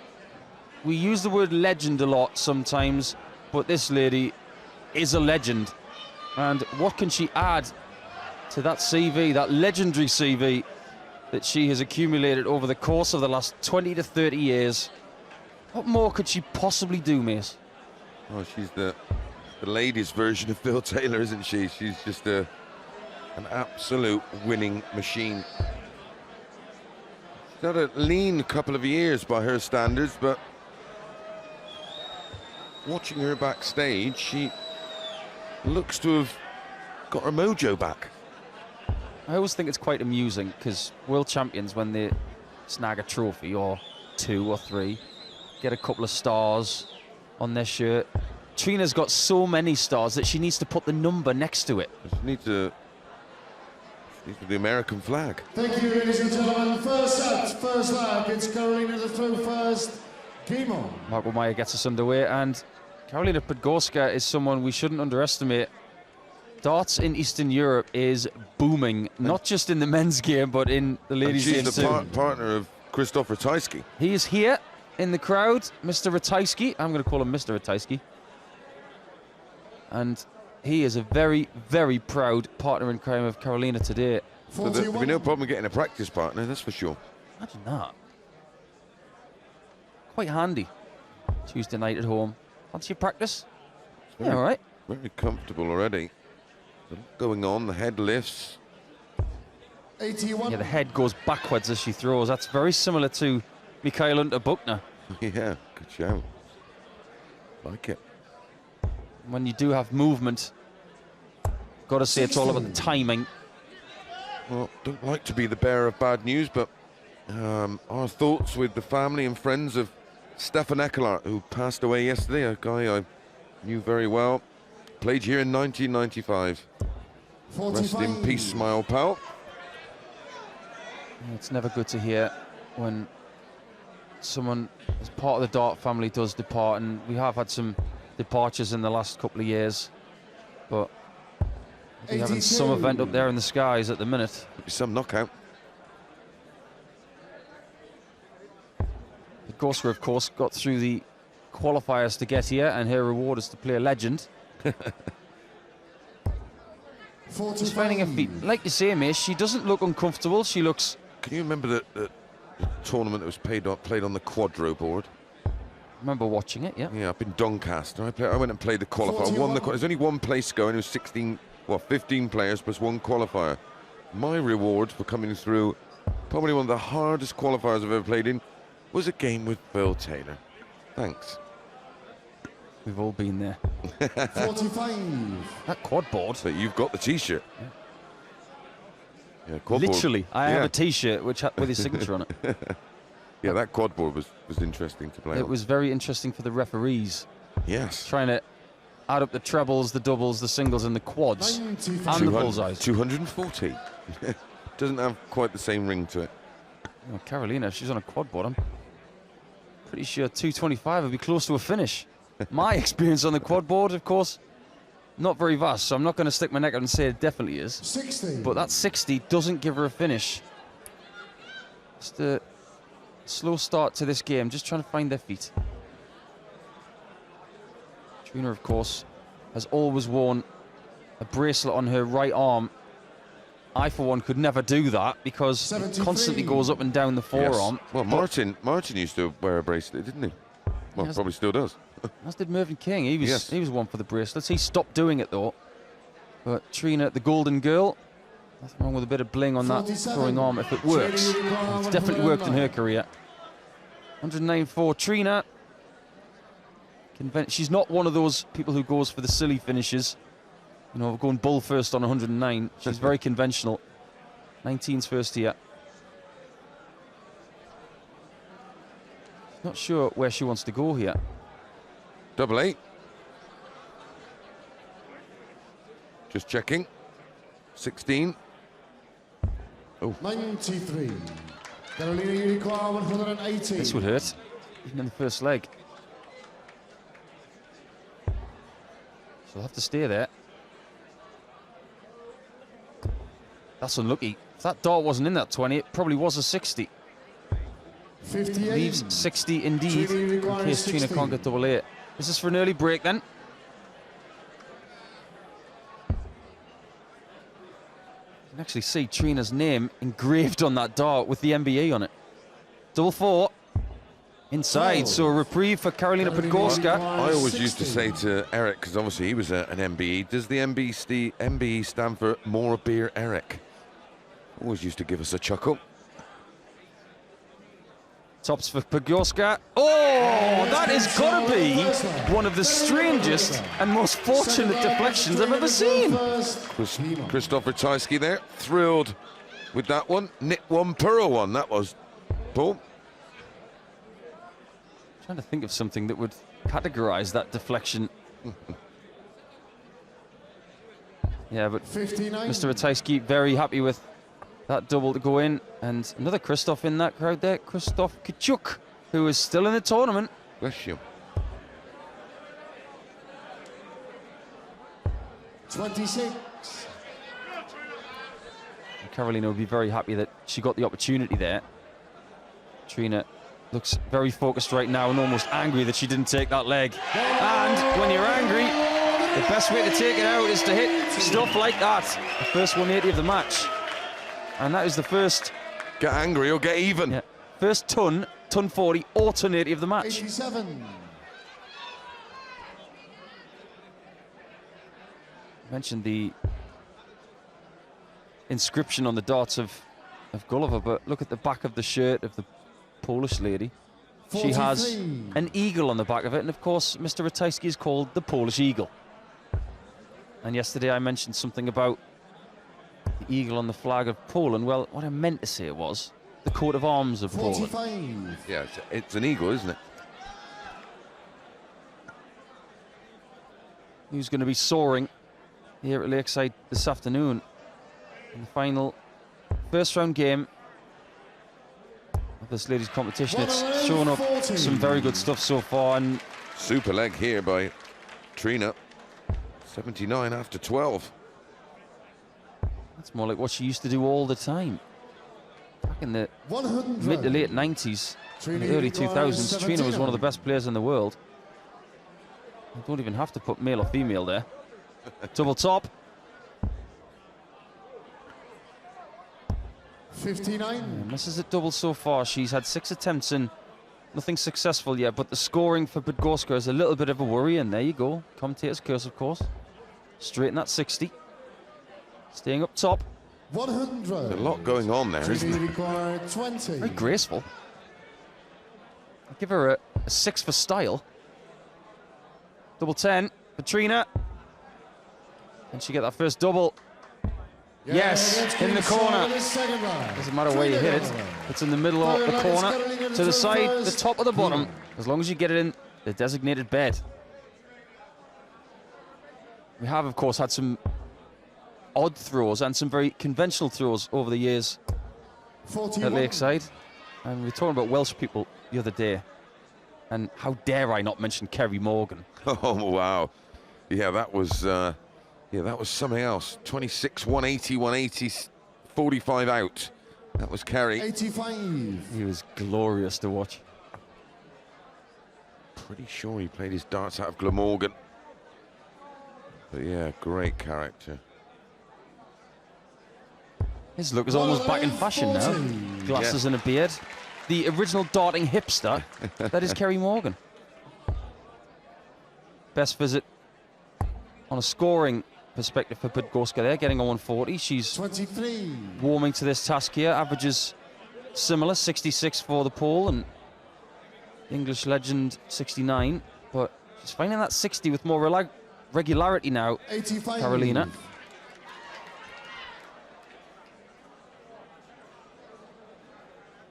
Back in the day, the ladies' competition used to be just 8 players. It was expanded to 16. As a result, we're seeing more players from other parts of the world. Of course, Corinne Hammond from Australia, Welsh ladies, Scottish, and Canadian a couple of years ago. Now Polish. Darts has their first representative in the ladies' competition. And Japanese with Suzuki. She's going to be saying sayonara to the tournament in the next round. You just don't know, because she's playing Sharon Prinz of the Netherlands, and that is a very tight game. I was impressed with her, I have to say. Fallon Sherrock so far of the ladies, absolutely outstanding. Oh, great dart from Podgorska. 58 left. Chooses not to check with the referee. Doesn't need to. Leaves tops. Impressive setup. I'm impressed so far. Paul. Yeah, me too. On her debut. I remember mine here. Absolutely nerve-jangling. Well, the dart players from Eastern Europe, they have this mentality of just stone-faced brilliance, don't they? No surprise that most of them make great poker players. 45. Don't play poker against people from Scandinavia or Eastern Europe. That's the golden rule. Tops for Podgorska is not a problem. She may be trying to brush up on that scoring element, but there's nothing wrong with her finishing, especially on tops. 2 out of 2. Very, very good indeed, and she's 1 leg away from the first set. I had a sneaky feeling that Trina was in for a tricky game today. And so far, that is proving to be the case.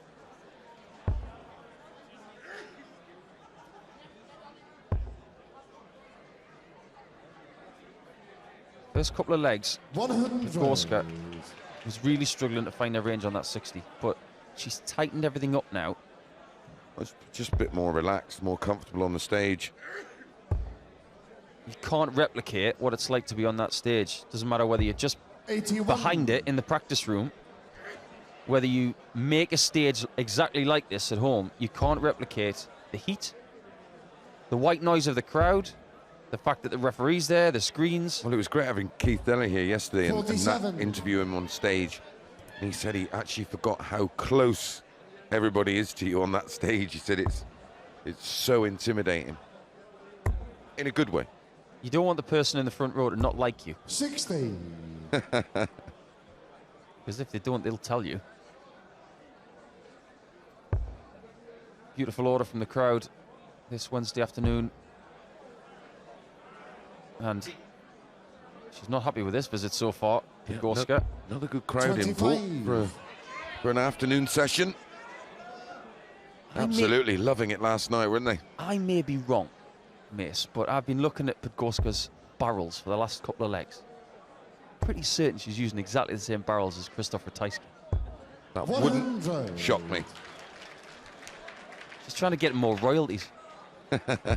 Yep, they're definitely Ratajski's. They're absolutely a Ratajski dart. That's quite handy, isn't it? I should imagine it. I mean, it's the perfect scenario, isn't it? Maybe to practice all day together. They maybe see who wins, who has to cook the tea or do the washing up. Oh, slippery slope that. 60. Steady 60, and that's okay in this spot. Podgorska hasn't got her scoring shoes on in this leg. And from 229, you need a minimum of 59 to get to a finish. She needs to go treble 19 now if she wants that to be so. 21. 6 darts from 101 for Trina. 101. Should be comfortable. There's the 1. Had to come off sometime. There's the 60. 81. Just a little jumpy on that double top there, and that's something that maybe has creeped into the Trina game over the last few seasons, and it's something that creeps in, but you don't really know about it. And sometimes you need someone very close to you to say, just throw the dart, but don't go onto your toes with that third dart. 60. Yeah, you tend to fall in on the shot, don't you? And more often than not, you'll go under the target. 2-10s then. 4-2-2 in this first set. Double five's been kind before. Surely. Oh, just 15. underpitched. Carolina Well thrown. 148.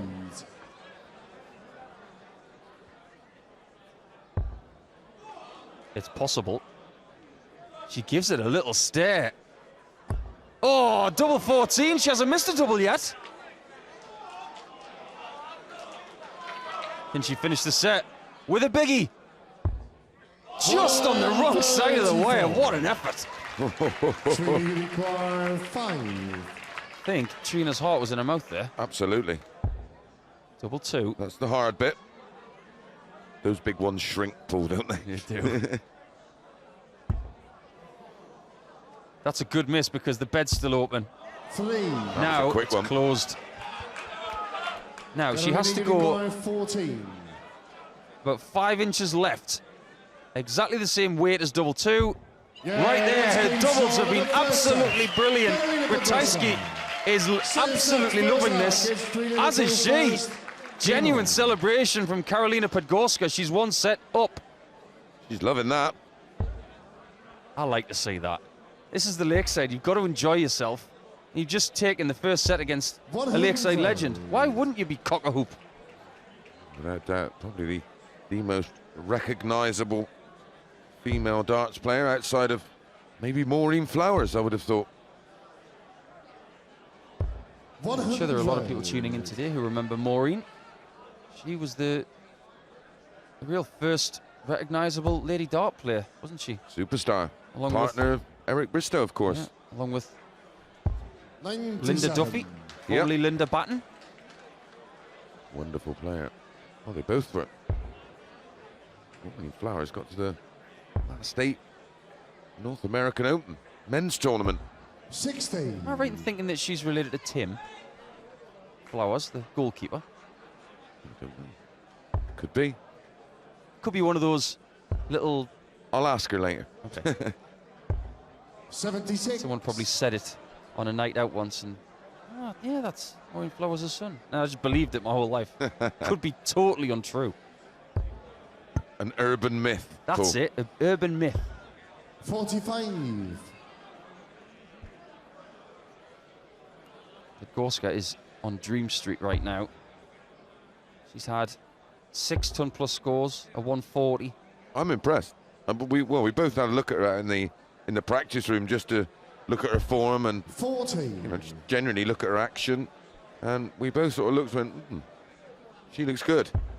I know her action is a little unconventional, but sometimes the unconventional can be genius. All you've got to do is look at Phil Taylor. He was gloriously unconventional. 37.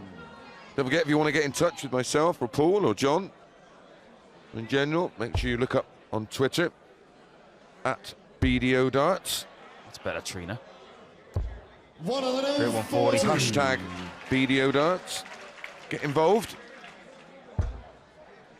Second 140 of the contest for Trina. 95. Good counting from Trina Podgorska 48. to leave a finish. She'd have had a straight ton, she wouldn't have been on one. 8 for tops. Only hit one double in this match so far. Constantly low on tops. 28. Wide on 10s this time. Now, we did say that we weren't expecting Podgorska to take the 148.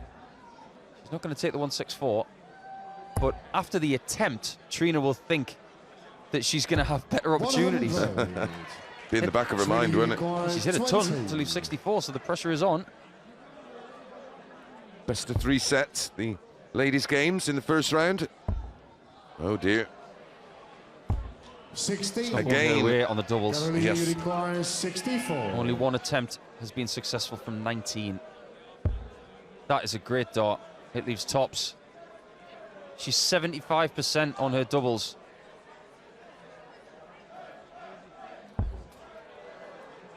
Can she hit double 10? All of her nerves are in her mouth, aren't they? 44. The facial expressions. Trina, you require 4. Sometimes you don't know what you're doing when you're under pressure. It's when people tell you later on. Double 2 is good. That's better. Trina Gulliver. She had a little scare in that leg, did Trina? She had a big lead. You've got to give credit to the Polish lady for putting her under that pressure. She seems pretty unflappable. Very much like Ratajski. Yeah, exactly. Very, very comfortable. Not really aware of her surroundings or what a big match this is. Winner, of course, goes on to play Lorraine Winstanley, who came through a squeaky one last night with Casey Gallagher. Oh, they were both tight, weren't they? You could see how much it meant to both. See a lot of Casey Gallagher in the years to come, that's for sure. Yeah, we spoke to Casey last night, didn't we, about how the ladies have few opportunities to get stage experience. And I think Casey's, as a 22-year-old, I believe, she's frustrated by that because she sees the opportunities that other people get, the youth players and the male players, and she desperately wants to see change for the ladies' game to give them more stage experience. 45. And ultimately, we see in the first round of this tournament, the people who have never been here before, they're just a little shakier because they don't have that experience. The men and the women. Unfortunately, new chairman has arranged a 3-year deal with 44. Eurosport. So they know they're going to get at least 3 opportunities a year. And of course, they World Cup, Europe Cup, International. Have many opportunities to get on that big stage 59. Future definitely looking much brighter. We've seen what's happened with the men's game with the incarnation of the Euro Tour and other things like that.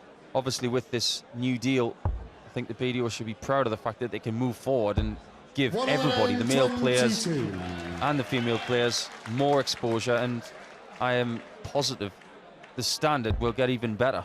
Well, having spoken to Des, he's seriously ambitious. Darts is in a great place right now. Get in there! She's got her first 180. So is Podgorska with her first 180. She's absolutely loving it. I get the feeling that just brings a smile to my face to see someone up there absolutely loving their opportunity. She's doing well. She's still smiling. 20 for bullseye. She's got to go for it. Trina on a very doable 1-2-4 out. It's a good dart, that. Straight down the same line for Bull.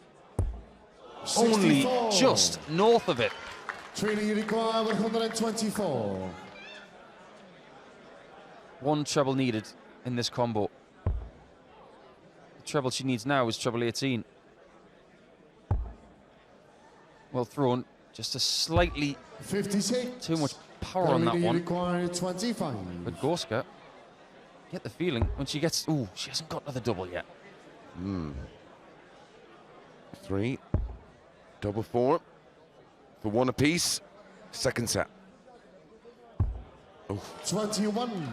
Small margins. Trina, you require 68. Is this the opportunity Gulliver needs to give herself some breathing space in this second set? Should be an 8. Yep, should get one dart at tops. 48. Low again. That's been the pattern. You require 4. When she's been at that top part of the board, they've all been low in the 5s, haven't they? Under the wire.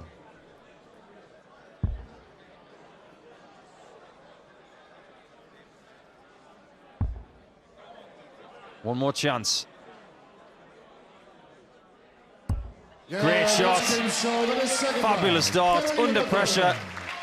I've never seen Christoph Ratajski so nervous. Well, he's probably one of the most unanimated players that we know. I mean, he literally is just ice cold, isn't he? Yeah, I've watched Christoph. And he's there, he's literally dancing on his chair. It's incredible to see. It's so funny because the guy is like the Iceman on the stage, and out there, he looks like a frog in a sock.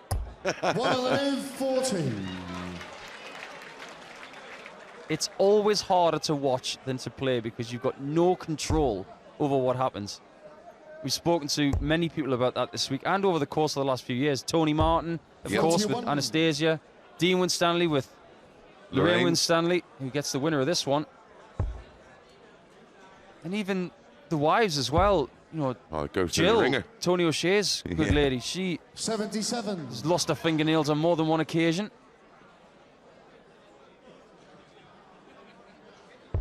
And it's the one thing you don't think about when you're up there. You'd hope not, anyway. Well, you shouldn't be. Some people get embroiled by the people who are here for them, and it's difficult for them to play when they have such close people to them. Dean Reynolds had a huge amount of support, and I often think of, you know, does it put him off in? I mean, I know it's inspiring, a bit like this. 114. You often wonder if the added pressure is too much. It was for me. I'm not sure what it was like for you, but my mum never came to the darts. No. My dad only came a couple of times. Same as.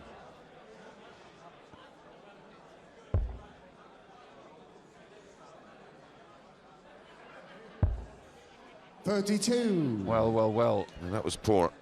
Yeah, that was a loose one. It invites Gulliver into the leg.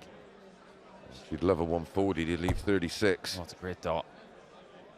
That's another great dart. The mistake from Podgorska, the brilliance from Gulliver. Did you find half of that bed to the left? Well, she shook her head and answered the question. 38. Trina, you require 36. You can see at the back of the stage there, Trina just saying, come on, focus. Excellent darts from the legend. That 140 was world class. And to put the 36 on the end makes it even better. It's 2-1. It could be going all the way.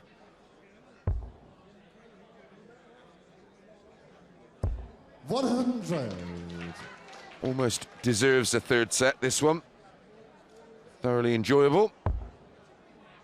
Yeah, the facial expressions have been entertaining on their own, as well as the darts.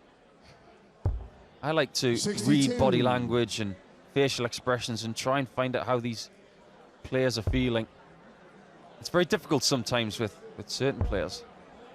Not so much with Well, others. a lot of them are stoic, like you say. There's 45. some that you wouldn't play poker with, and there's plenty of them that have more tells than Phil Hellmuth. Yeah, we don't want to be brat-like on the stage. No.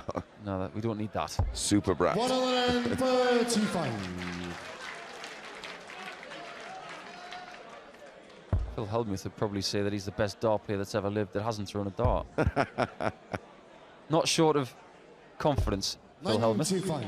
15 World Series bracelets. Yeah, he's got a bracelet or two, very similar to what Trina's got on that right wrist of hers. Worth a little bit more money, though, I reckon. The astonishing thing is, Mace, that 55. Gulliver is the best female player that's ever lived. There's no doubt about that. More world titles than any other lady. But she's way behind in the ranking title list to Dieter Hedman. Yes. Yep, that's right. Something like 50 short of her. Nowhere near as prolific on the floor events. In golfing terms, we all talk about Jack Nicklaus being the greatest player of all time, or maybe Tiger Woods, but neither of those guys have won the most events. 97.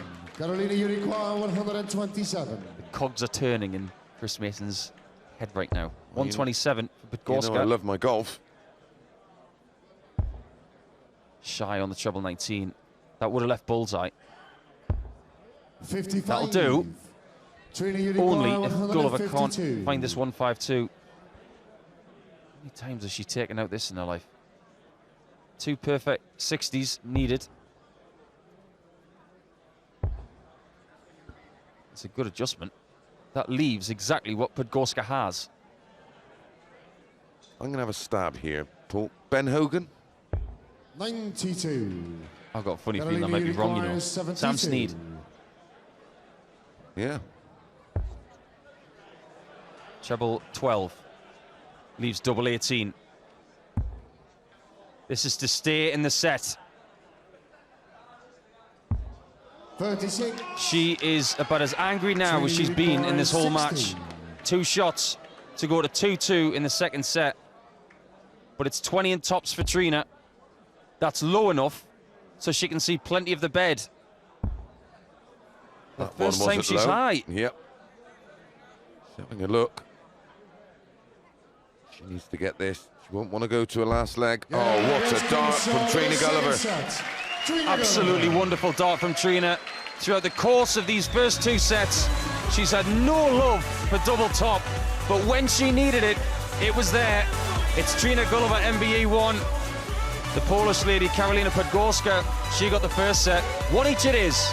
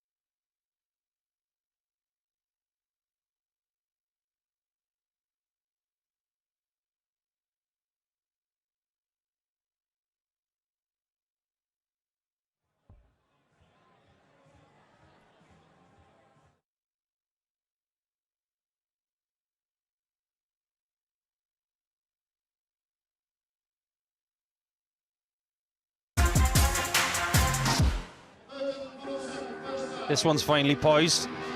And the first time Trina Gulliver finds tops is at the end of the second set. What can the Polish player find in response? Well, a 26 to start the set is not what she ordered, that's for sure.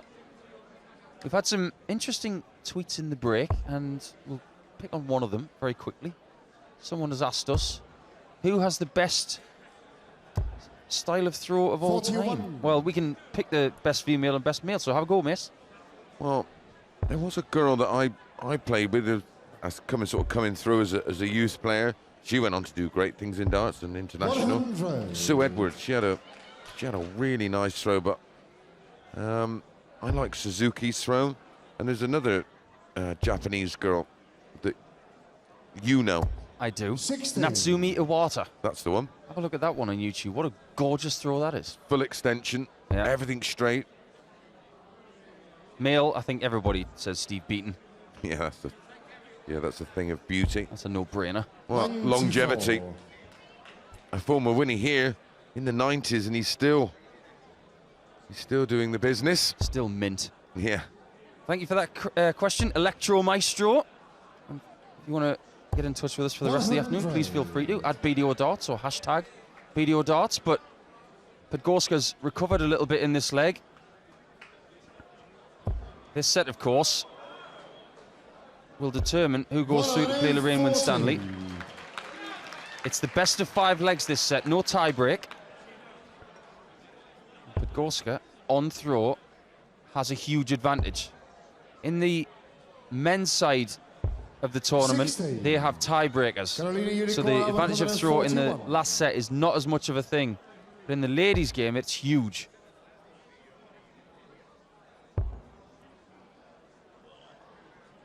Staying up top. 45. Unsuccessfully, but it's still okay. Trina hasn't scored too well coming back from the break.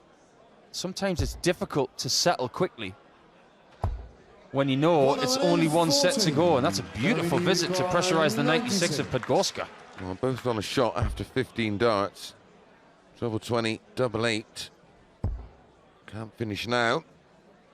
So Gulliver will come back. 56. Had a ton. Trina, you require 100. She knows where tops is. She knows where the treble is. Yeah, if she can get that 60. She might go 2 of them. She's got that 60 for double 10. What a shot from the legendary Trina Gulliver. I was really surprised to see her go for the 60th there. I thought it was blocked, but look at that passion. First reaction from the 10 times former champion and the 6-time world master.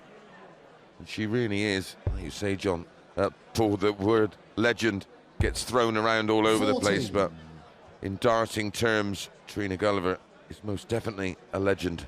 At what point did we start talking about her having her maybe last Lakeside? Oh, long way off. Long way off. 40. I'd like to think that's the case. Wolfie, of course, he had 25 of them. Trina's got 19. Maybe she's sneakily thinking about getting to that same number. That's the beauty of our sport, Paul, that it's not really age relevant. No, it isn't. I mean, Wolfie will be back for another go next year, I can assure you. 100. It started this leg from both ladies. Ill health the last 12, 18 months has meant that he's just taking it steady, but he's keen to play as much as the circuit. He had a shoulder problem, which is now resolved. And if he gets himself right, he could be a genuine threat here in 12 months' time. Agreed. It's not just turning up to a venue and flinging darts at a board accurately. It's the travelling in between that can do the damage. Really have to look after yourself these days, because one weekend you could be in Scotland, next you could be in the Czech Republic. If you're a world player, 60. someone like David Cameron, you have to fly maybe 2 hours the wrong way to come over here. You have to go from Nova Scotia all the way to someone like Montreal to get a direct flight to Heathrow. 83. I always feel sorry for the the Kiwis and the Aussies. Everything's an away match. Bring up a great story in the next leg about Warren Parry. Don't let me forget it. 118 for Podgorska. She got this number. Carolina, you require 180. She was in a good position in the last leg, but Trina nicked it. On the thing of throws, I just thought of another one. Mandy Solomons. What a throw. What a player. Hit a 9-darter as well, Mandy. First woman to hit a 9-dart 501. 26. She was my teammate when I played for London. Great friend, great player.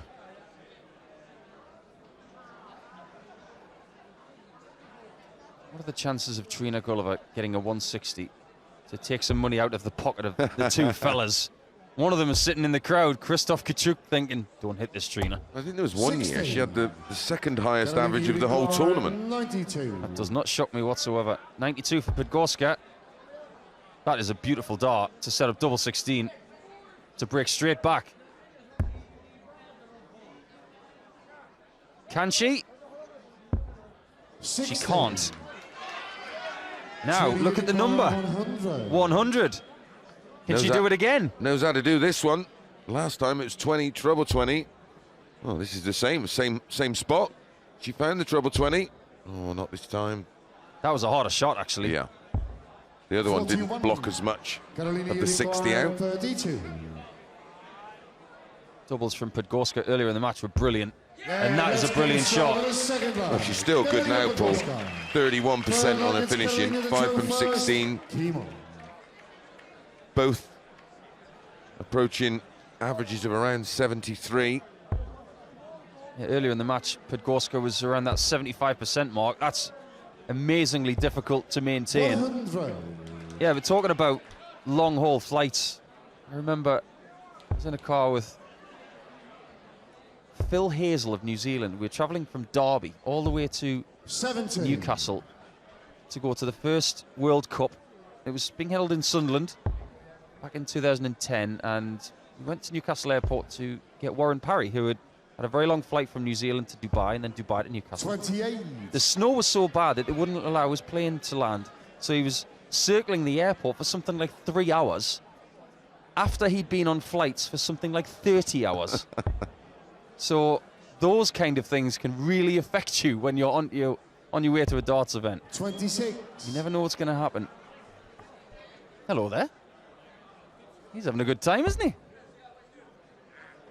One of my most memorable flights to America. I was working the night before with Eric, and we 82. thought we could basically play on through the night rather than get a hotel. And we were flying to Canada, and I sat in my chair on the plane, and the next thing I remember is the plane landing and looking up and going, oh, and I slept the whole way. Wonderful. First and I was class? in cattle class. No. 57. Is that a silly question? Yeah, darts teams are plenty here at the Lakeside supporting the girls. Audley Harrison once threw me and Eric out of first class on a flight to America. That was nice of him. Former Olympic champion. Very apologetic afterwards. 37. I was, I mean. Oh, glad you cleared that one up. Podgorska and Gulliver are 2 legs away from the next round, and that is a beautiful third dart from Carolina. This has been an absolute battle from start to finish. The focus of everything- Gulliver's never changed. Every stat is 140. similar. Carolina, you require 134. Well, the pressure is being applied to both ladies. Seems like after every 3 darts there is a change in momentum. Treble 18 to leave tops. 58. It's a good visit. Trina, Could have been better. 87. Now, for another break of throw.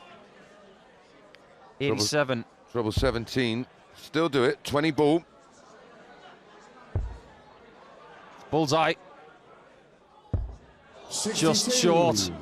Now, Carolina, you require 70. Gulliver misses the break chance. Can Podgorska hold for the first time in this set? What a Gonna get dart. 2 at double 8, Paul. For a hold to throw and go within 1. Things are getting nervy.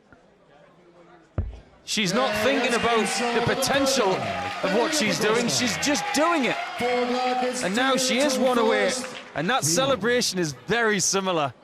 Very similar indeed to what her partner does when he gets a win over someone. But she hasn't got the win yet. She's absolutely fearless. She's playing with such freedom. 41. Great finishing. 35% on her doubles. That's 16% better than Trina.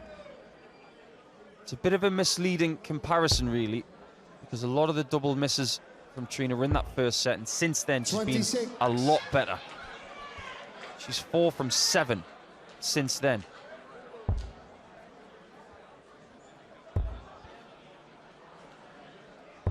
$45. Back is firmly against the wall now. Trina can't afford any mistakes from here. But will Podgorska be thinking this could be the last leg of the match? Funny things can happen when you're reaching the end, and we know that there is a maximum of 2 legs left in this match. Trina's been here before. Multiple times. Yeah. Been there, done that, got the T-shirt, washed the T-shirt, ironed the T-shirt and worn it again. 10 times. Absolutely 10 times. A ton behind here. Podgorska. 16. You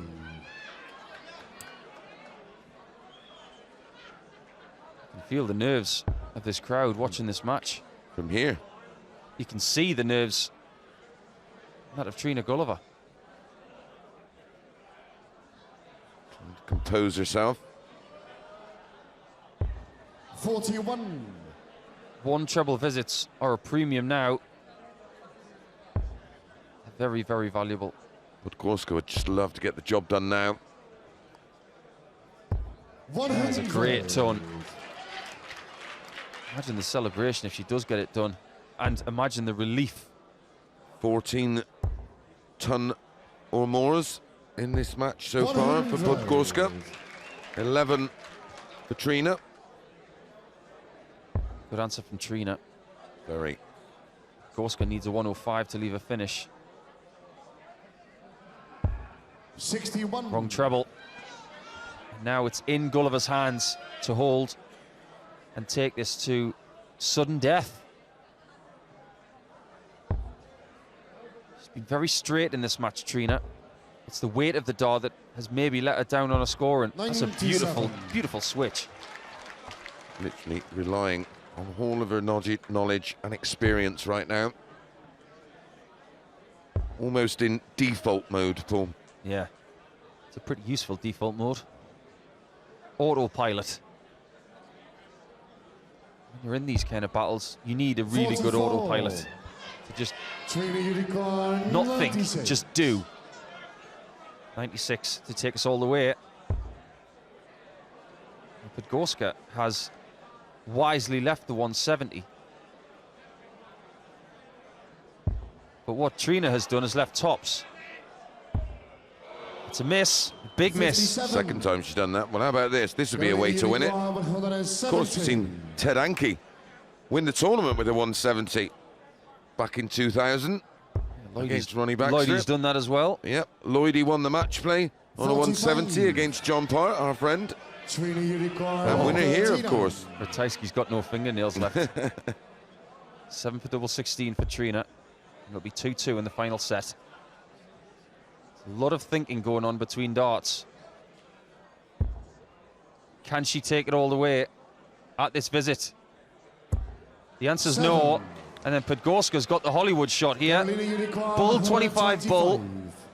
Can she? Real showbiz. She can still do it. Treble 20, tops. Oh. Weight was good, lost the line. I almost expected that 60 to go in. I punted it. Now, she's had a couple of practice shots at this, Trina.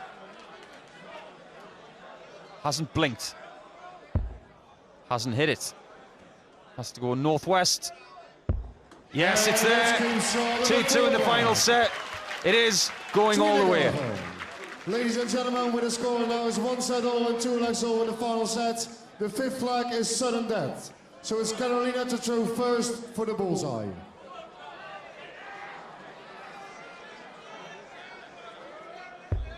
That's a 25. Good dart. This is for the right to have the throw in the final leg of the match. That's a better dart. Just about to say, Mace, based on the old rules, I think Trina would have left that Podgorska dart in. Yeah, absolutely. It was a beautiful marker. She didn't need it. Averages out the window. Scores previous out the window. Nothing else matters. One leg shootout between Gulliver MBE and Podgorska of Poland. First time we've seen it in this year's Ladies World Championship. And maybe for the first time in the match, it's Trina Gulliver who's the favourite. 81. Whilst they're throwing, because Podgorska's been in the lead pretty much from the go.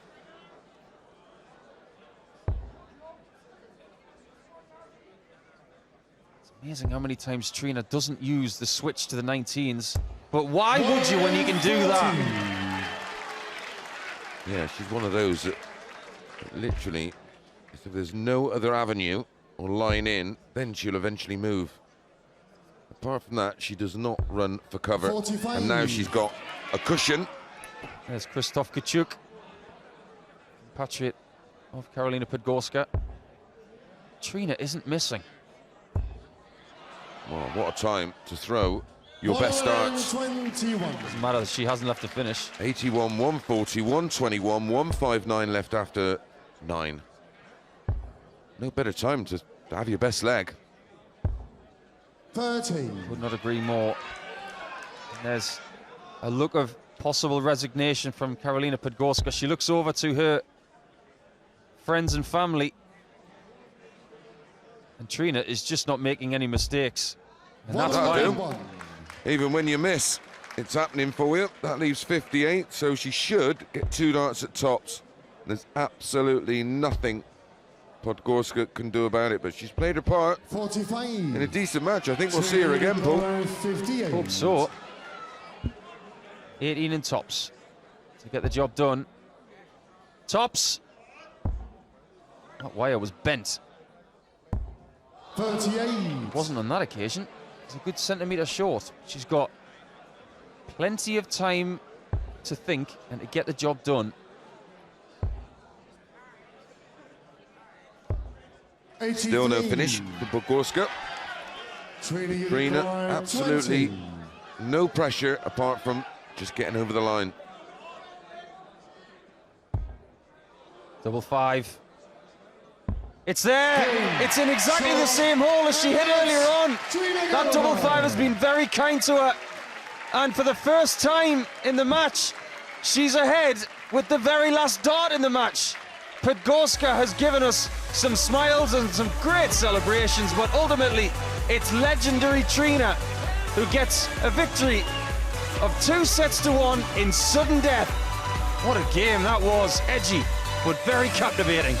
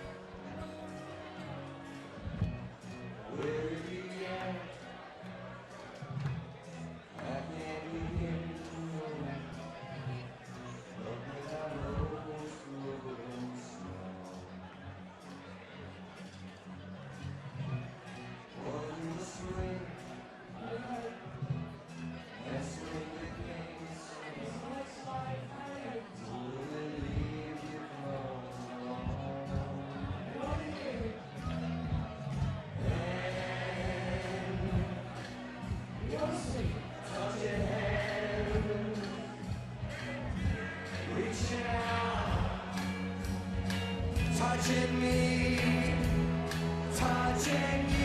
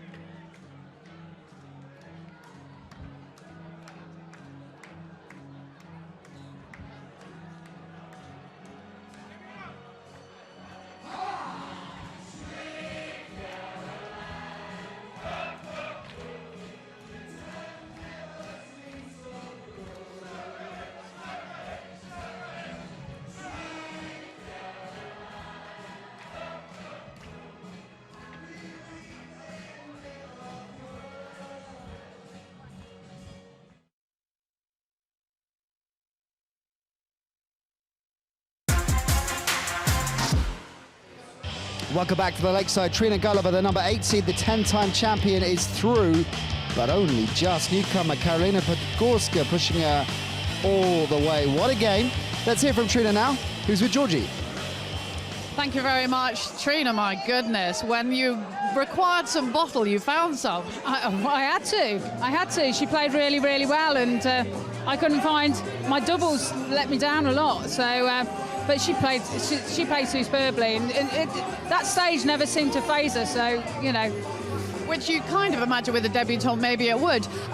You are now 5 from 5 in sudden death legs. Did you know that? So quite clearly, when the bottle is required, it's your speciality. I didn't know that at all, but I'd rather not take it to that point, obviously, because, you know, it's a bit nerve-wracking, so. Lorraine next, Lorraine Winstanley, somebody you've played against a few times. Yeah, played against her quite a few times, and, you know, Lorraine played really well the other night, so I need to sharpen my game. Well, you know about the pressure, and you obviously know how to win here. Your record is ridiculous, and they love you here. I love it here. I do love it here, and I've got some great fans, and thank you to everybody as well for all their support. It's been absolutely amazing. We had to wait till Wednesday to get going, but you are. Congratulations, we'll see you again. Thank you very much. Let's take a look at the stats there then, Wolfie. 72.5 average for Trina, just over 70 for Karolina. 27-ton plus in between them, but Trina really struggling with her finishing there, as you can see, but in the end, didn't matter. It didn't matter, that's right. You know, it's a funny old thing, isn't it, when you come up on this stage and it's your first round game, and everybody's expectation is that you're going to do this, you're going to do that, and then the doubles start pinging out, not going in, and then it all becomes a big struggle. But Trina got it together, managed to get even that sets up, and then that last leg, what can you say? Experience counting for so much. So the stuff for champions. Let's have a look again, remind ourselves of that clutch moment. And Georgie said just how strong Trina is in sudden death moments, demonstrating that, and then some, Wolfie. Oh yeah, big style. I mean, just amazing. Where did it come from? You know, that's it. That's an interesting point. Something we haven't talked about a huge amount this week yet is the breaks that players have, and they're going off stage. And of course, every player deals with it a little bit differently. When Trina had gone off came back, having squared things up, yeah, she seemed a very different player. Oh yeah, I guess she went out the back there and had a little talk to herself, you know. And that last leg, at the end of the day, throw the form book away. It's all down to the bottle now. Yeah, right. And that's it. It's all about being a champ, 10-time in her case. Lorraine Stanley, the #1 seed, up next. It's going to be a bit of a fight, isn't it? Oh, not half, yeah, because Lorraine's playing really well at the moment. So Trina's got her work cut out on that one, really has, because, you know, Lorraine was, although she had a couple of shaky moments with her finishing, but she dug in and she got the job done. Now we're going to see Mikhail Unterbuchner and Wayne Warren up next here on the stage at Lakeside. Now, Mikhail last year was, of course, the surprise package. No one knew that much about him. Stormed all the way to the semis. This time around, Wolfie's coming in as the #5 seed. Very different proposition turning up at the Lakeside when you're heavily fancied, isn't it? It is, yeah, because he's got to make it look good from the point of view. I'm #5 seed. I'm expected to perform.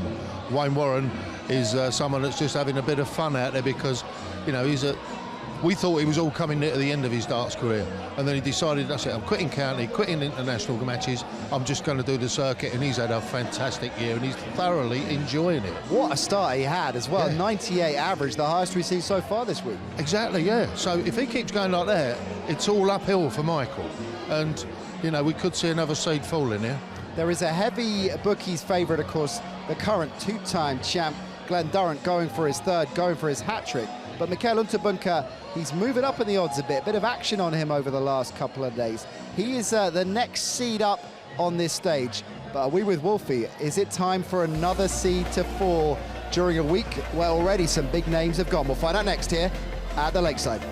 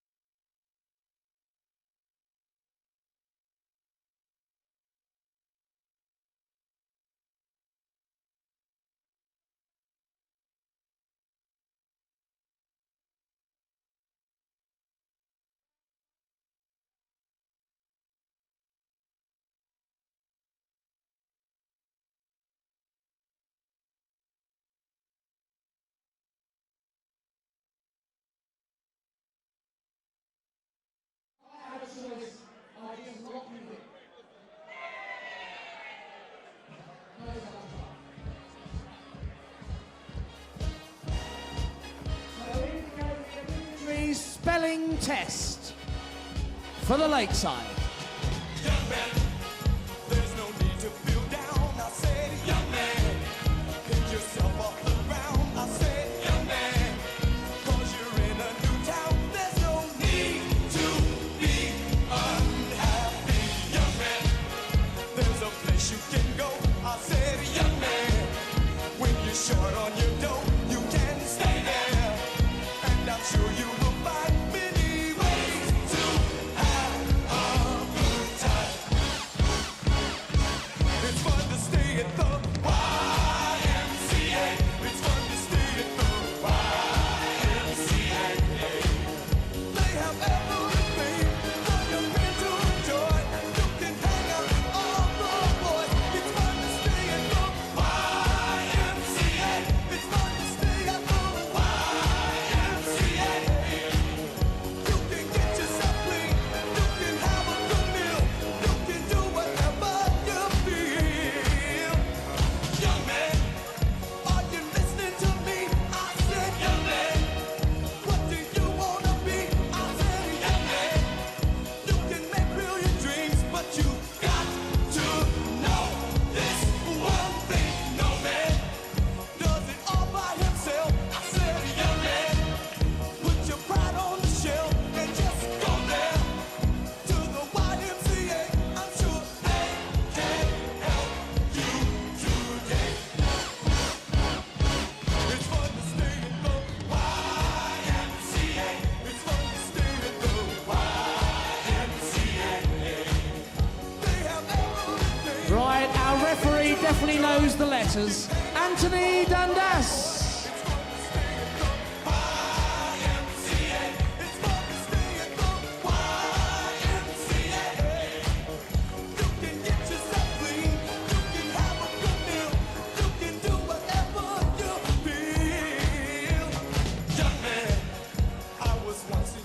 Ladies and gentlemen, while we're in the first, just a quick round of applause.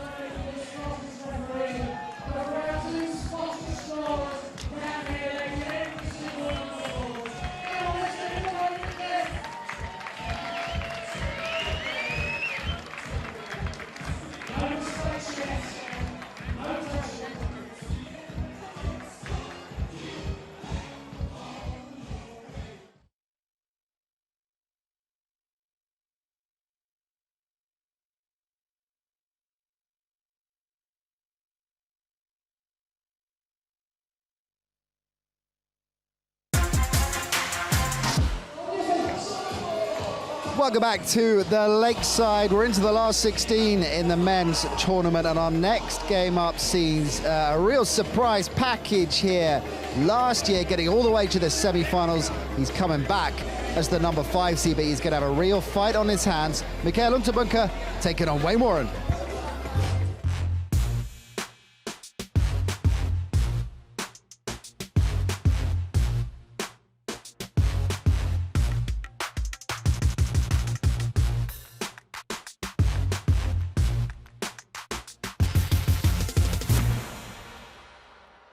Ladies and gentlemen, this is the 2019 Lakeside World Championships, and we continue with the second round here at the home of World Darts, the Lakeside. Let's bring to the stage a BDO World Trophy, Winmore World Masters, and Lakeside World Championship quarter-finalist. He's Welsh, he's Wayne Warren!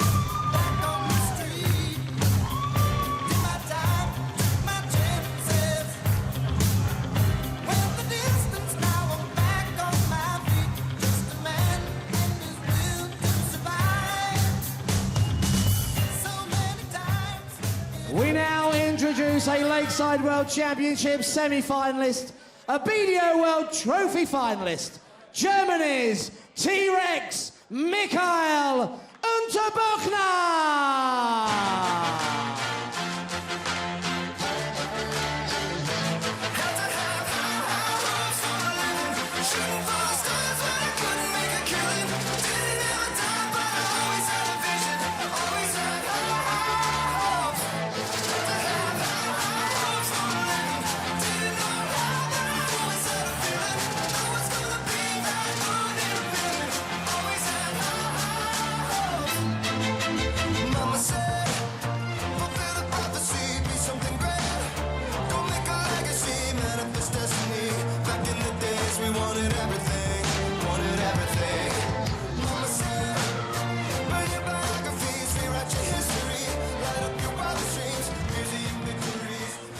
Well, it's a difficult pick, this one. Unterbuchner, quoted by the bookies at 11-8 on. Wayne Warren 5-4. Have they got it right? On the basis of the matches on the way here, you wonder, because Unterbuchner had a real struggle against Justin Thompson. Wayne Warren played extremely well in accounting for his old Welsh international teammate Mark Layton 3-1. It's going to be a tight one, this. Yeah, a lot of people out there would probably think that Unterbuchner, with his seeding and world ranking and some of his form from last year, he'll go into this as favourite, but I'm not so sure. I have gone for Wayne Warren, but that was before I knew that his fan squad was here, and they're going to be a lot louder today than the other day, and sometimes when more people are here to support you. It's not a great thing. You might just get embroiled in what they're doing as opposed to what you're doing. Well, you'll certainly very clearly hear his daughter Lisa bellowing her support.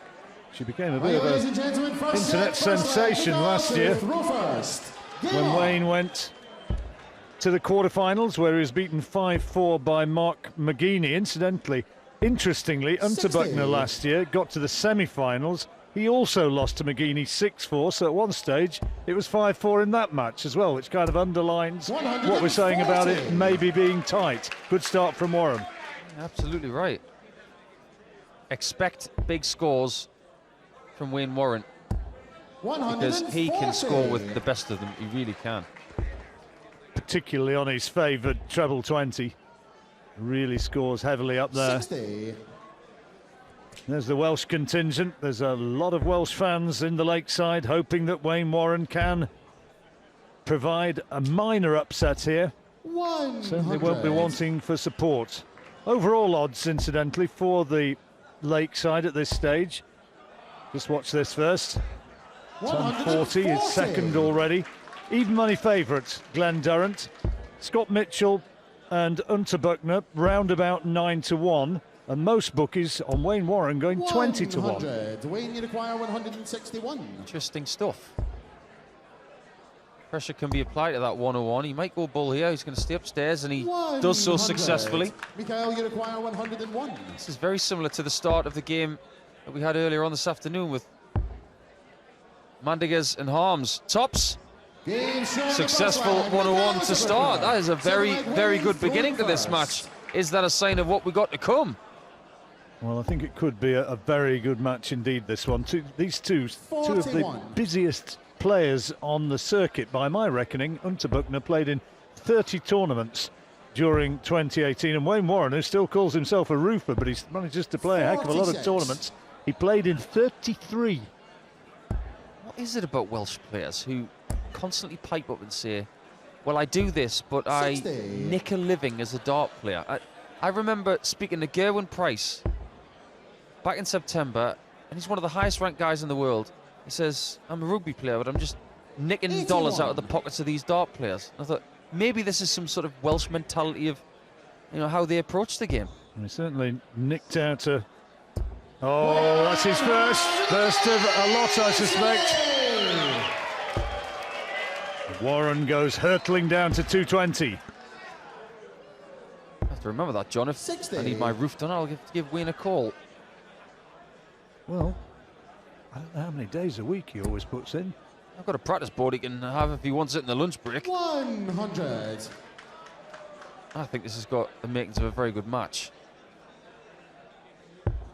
Talking of Grand Slam, Unterbuchner went all the way to the quarterfinals in the Grand Slam in Wolverhampton. 60 for tops. We'll have to slip that one. Unterbuchner in a different postcode, 257. You don't have postcodes in Germany, do they? Do they not? I think zip codes. Oh, okay. 100. Well, they don't even have any. 75. 75 needed. That's a great dart. Double 12. 51. Two well thrown darts. He's wondering how that didn't go in. 157 can be done. Not now. This leg has been all about Wayne Warren. 96. Can't afford to slip up this time. 24. So a must take. Surely. For a hold of throw. Double 6. Oh dear. 18. Uh-oh. Mikhail, you require 61. Unterbuchner's just been plugging away. Now he's got double 18 to steal it. 25. He doesn't. And a reprieve for Warren. He looks at his fingers. 6. Double 3. Only one way to get 3. That's 1 for double 1. No score. So double 18 again for Unterbuchner. Wayne Warren, no doubles out of 7 attempts, and Unterbuchner punishes him, and that's the break of throw. Third leg, Mikhail to throw first. Where do you stand on the whole apology in that spot there, John? Because let's face it, dart players are up there to win legs. You shouldn't apologise to your opponent for beating him in the leg. Well, if there was if it got a lucky 60. deflection or something, then yeah, I suppose so. But no, you don't apologise for that. Why? Not at all. There's no net cords in darts. It's taken you 36 darts to get there. It's still 1-0. 140. Precisely. Talking to a few guys backstage during Unterbuchner's previous game with Tomo. 96. One piped up and said he looks a bit like Pob. Remember Pob? No. Who's Pob? Children's TV character with 140. pronounced cheeks and big ears. All right. I'll look forward to seeing him. Or maybe I don't need to bother if he looks like Michael Unterbuchner. 140. Save me a bit of Googling, won't it? I don't know if they got Pob in Germany.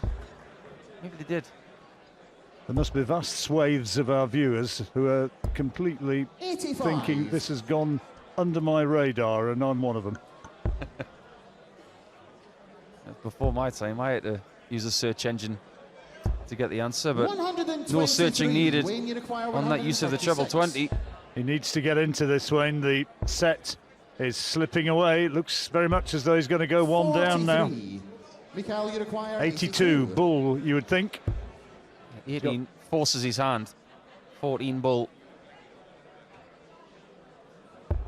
Yeah, bullseye. Can't see it because his darts lie flat, so he's got to go to the left. 57. Almost got there. Wayne, Wayne, you 93. require 93. May also start in the centre of the board. No, he's coming down. Oh no, Bull it was. 3 in tops, I think. Well, that'd be what you'd expect. I think he's going that way. Yep, tops. Set saver. Game You shot, betcha. red flag, Wayne Warren. The Welsh contingent are warming up their gills. 4 flag Wayne to throw first. Game on. And he's got the darts now. Let's make him feel a bit better. That at least he's into the match. It's a good finish, that, actually.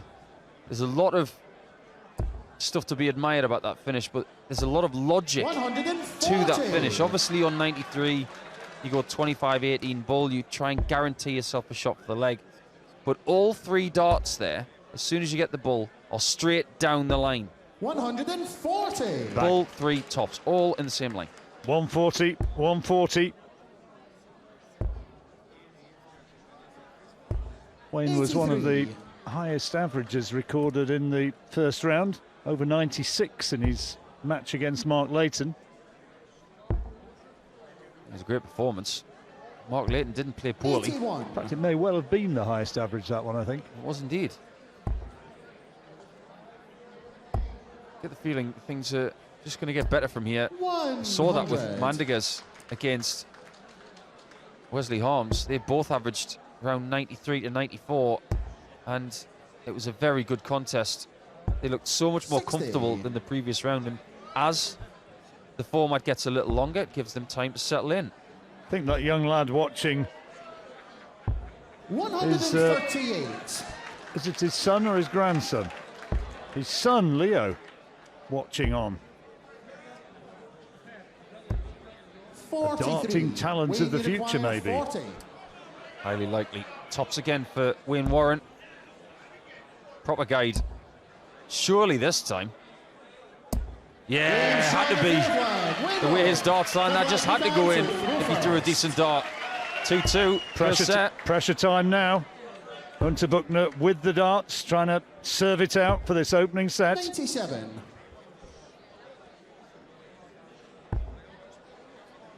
He's got his iron now, Wayne. 68. Bit of a commentator's curse, wasn't it? He got the whole of the treble 20 to go out, and he neatly slots it into a 1 and a 5. That'll teach me. Just been using the old search engine to find out what pressure is in German. Reliably informed, it's Druck. Like truck with a D. Did you manage to find out if they know anything about Pob or whatever it is? I haven't checked yet. We'll have a look in the break, which is after the second set, of course. 100. I think every indication, John, is that this game is going to be tight. And Unterbuchner has been in some tight matches on this stage in the last 12 and a bit months. Yeah, he's got a good temperament, hasn't he? 95. He was playing very well in Wolverhampton until he got to the quarterfinals where he was Given a bit of a tousling by Gary Anderson. He's throwing well here. There you go, Andored. 140. I think everybody in the world of darts has been Andored at one point or another. This has got to be a 180. Had to be. The lie was perfect. Based on where he stands next to that Oki. But hang on a minute. It's for the set. It's double top. And it's in! He has got a great temperament. And what druck, what pressure. Phenomenal. And you could see, as he threw that, you could see that in the background, Wayne Warren, sportsman personified, was nodding an appreciation of what Unterbuchner was doing. And what a tremendous checkout that was to take the opening set. How about this as a way to start the second? We may see it now and again, but it's so apt. One set down, Wayne Warren. He's got 3 180s. Unterbuchner's got none. 180s for door. No, sure, double for door. He made a slow start, didn't he, Wayne? But he's starting to pepper that treble 20 now. 123. Oh, he likes that red bit. He should do. It's enough practice at it. He really does work hard at his game, and it's a great action to watch. Very free-flowing. 60. 198 after 6. And a big advantage in this opening leg of the second set. 100.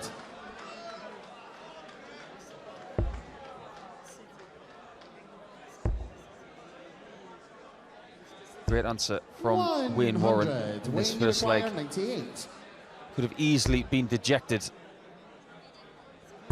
after losing that first set, but I think he's just uttered the number that he's hit, as if to say, why are you hitting a 4 there? 66. But what he's done is exactly what he needed to do. Leave a double from there because Unterbuchner can't finish. 32 is his favoured way of going out. So can he put it away now? Wayne, you require 32. 6 at it. Double 16 and only 1 needed. That's the start that he wants. It was almost a leg off for Unterbuchner. Didn't turn up at all. One thing I do admire about the action of Unterbuchner, I don't understand his grip at all, because it looks like he's strangling the barrel. It looks like he has a lot of pressure on the barrel. Works though, doesn't it? It does. He's had a very good 12 to 18 months. Yeah, the line of that arm, though, as he throws, is excellent. He throws straight down the line of the forearm. Gets a lovely lie in the board to stack darts on top of each other. That's why he's been so effective in the last 12 months. 12 months ago, John, I knew nothing about the boy. No. Well, now I know plenty. None of us did we? I mean, when he came along, he really was the surprise package of 2018. T-Rex, so named apparently because he's got little arms. 140. A bit like Michael Barnard. He's called the dinosaur. T-Rexes can't scratch themselves in various parts of their body.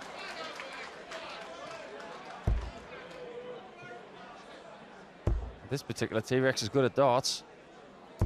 140. Been a bit of a nearly man in the last 12 months, making a final of the World Darts Trophy in the semis here. But it's not going to be a nearly leg if he gets tops. No, he's going to come back now. Warren can't reach what he was hoping for, so tops it is for the equaliser. Double 10.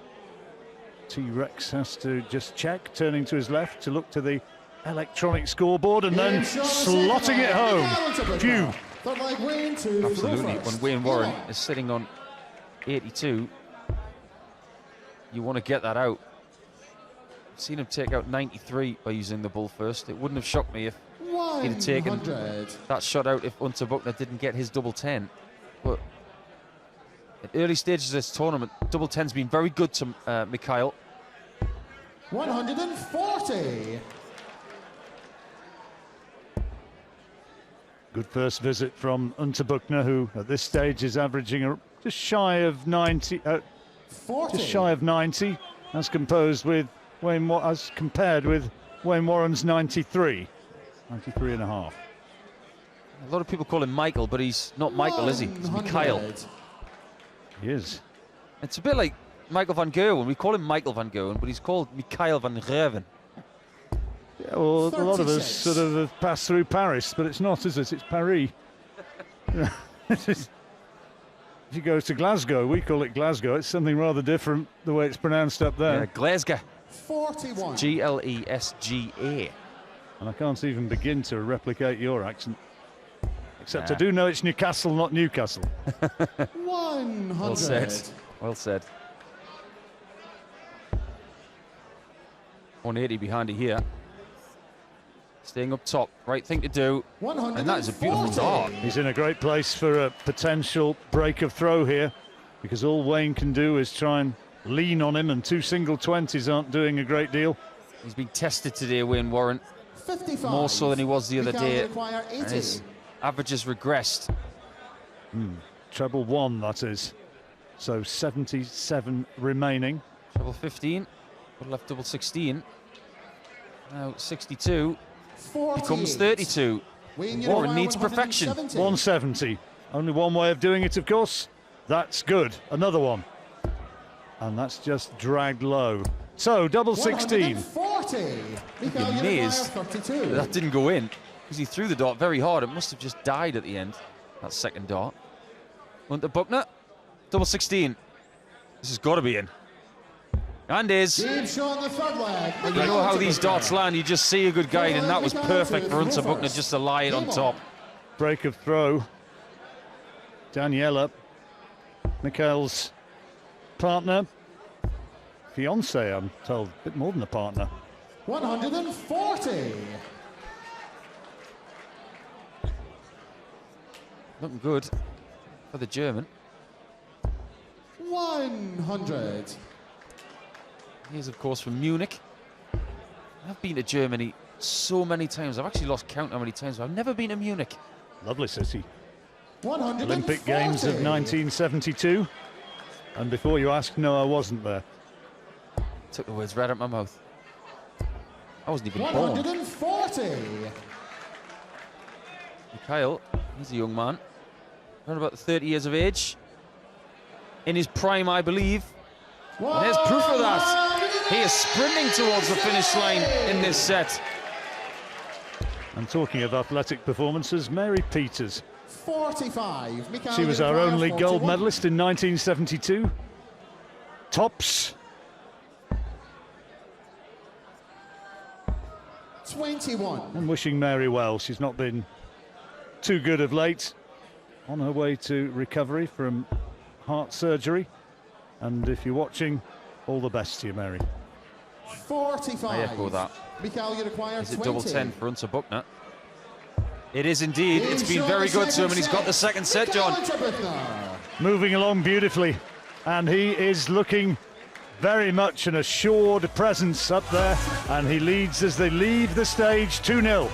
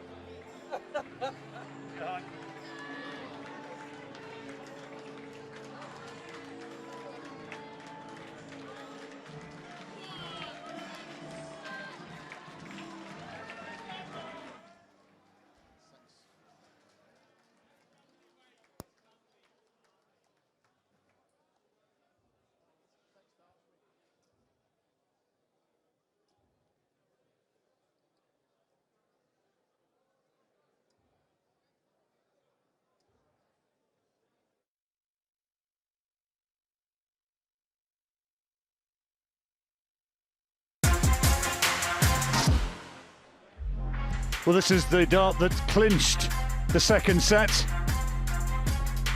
And it was a typically understated reaction, but he knows he's on his way. Moving along impressively, and Wayne Warren hasn't really hit top gear yet. And thanks to Jordan and Cy, who've tweeted us an image of Pob. I now know a little bit about what you're on about. Mikael Unterbuchner wouldn't be particularly flattered, I don't think, to think that he looked like that, but I kind of know, I kind of follow the line of thinking. Yeah, nice 180 to start this set, this leg for Wayne Warren. He needs more of that. But I've been reliably informed as well from Alan Norris, former finalist here, that there was no German version of Pob, so that's probably why he doesn't know it. Oh, much travelled, Alan, he'd know. Yeah, we do, of course, send our best wishes to Alan and his wife. Yeah, echo that 100%. They're going through some tough times at the moment. We wish them well. Enjoy the tournament, Alan. That's more like it from Unterbuchner. Wayne Warren was hitting so many big scores in his previous match, and he needs to continue in this vein. He does indeed. And get his finishing boots on. 3 out of 12 isn't good enough. No, it's not, especially when Unterbuchner's got 6 from 15. He's almost twice as good. So 121, he's looking for treble 20. Now it's treble 17. Oh, well, that would have left a bullseye finish. No, it's not there. It's not there, Wayne. So he's just rounding it off. 57. And Unterbuchner has a chance to hold after all. He does. Even better now, double 18.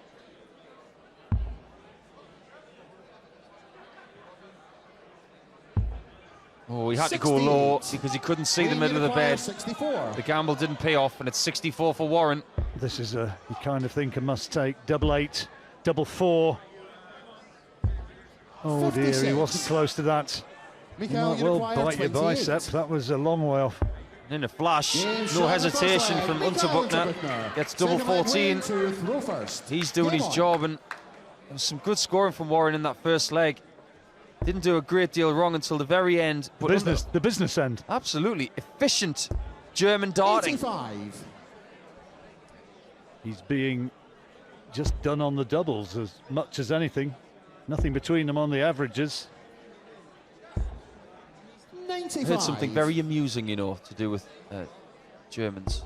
Was it almost as amusing as Pob? More so, I think. Good. Someone who was asking their car to tell them a joke, and they replied, "I can't, my engineers were German." I thought it was genius. Dear me. 100. Tumbleweed whistling across the broadcast area. Goodness me. There's those double 60. percentages, which tells you, well, it tells you all you need to know. It's not going to get you very far, 21%. 39% will be very 96. handy against most players.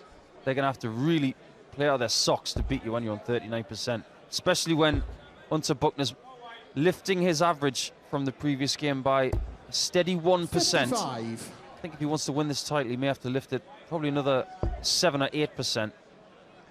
And he's got to pick up now. He's again in position where he might be able to force a shot at the double, although it looks less likely after that. 161.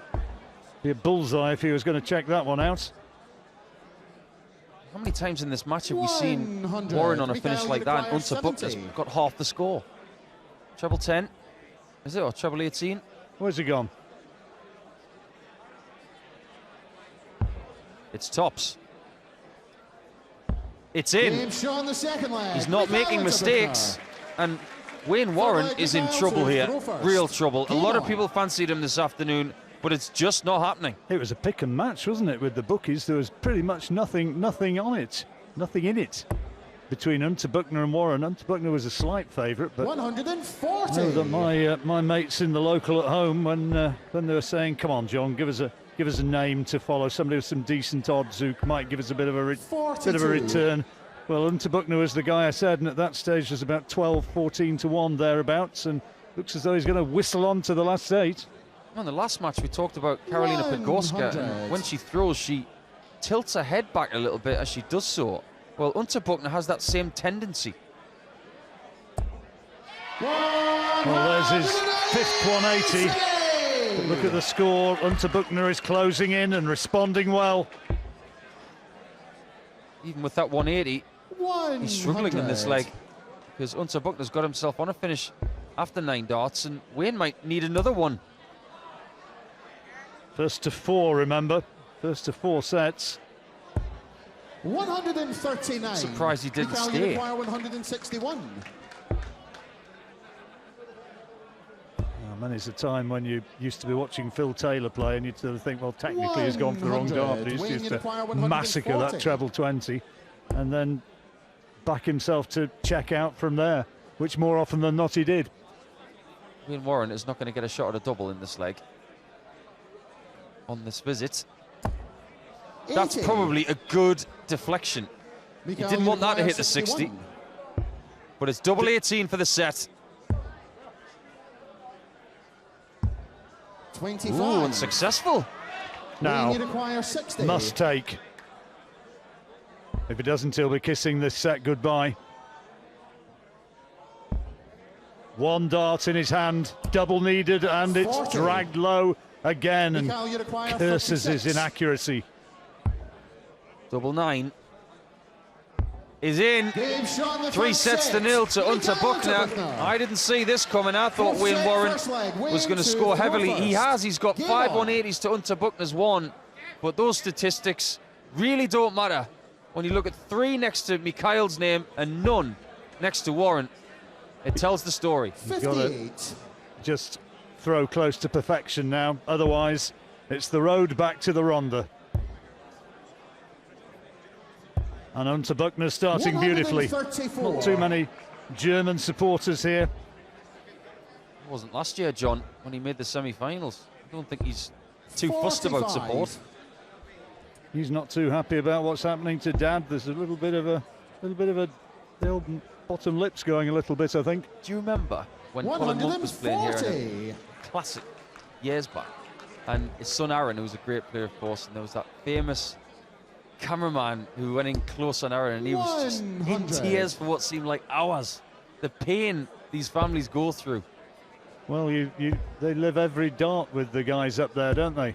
133. And he's moving down now towards a break of throw in this first leg of what might be the final set of the match. 100. Mikael Uniquire 94. Just hasn't submitted Unterbuchner. 60 would have left double 8. 54. Yet again, he leaves it handy, lays up for that double, and you expect him to hit it. It'd be a shock if he didn't. I think he's going to take this and get the break 60. and Mikael Uniquire 40. just make the situation even more miserable for Wayne Warren. Double 10, double 5. Warren can't watch. Oh, he's missed. I'm surprised he missed that double 10. Been his best friend the last few days. 138 isn't going to go. He's going to leave tops. I presume he is. He is. 98. It just Michael checked with Uruguayer, Anthony 5. Dundas, the referee. 5 needed, double 2 now for the break of throw. And again, Warren can't bring himself to Game watch shown as the first leg. Unterbuchner Michael slots it Unterbuchner. home and is now 2 legs Second leg, away from a Michael place to in the throw last first. 8. Game on. If Unterbuchner was to win this title, what would that do for German darts? It's already in a very good place with the likes of Max Hopp, who won his first 2 123. ranked events this year. Martin Schindler.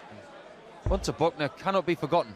No, definitely not. If he wins this title, won't be forgotten. No way. 120. He'll be this is big news back in his homeland if he comes through this and wins it.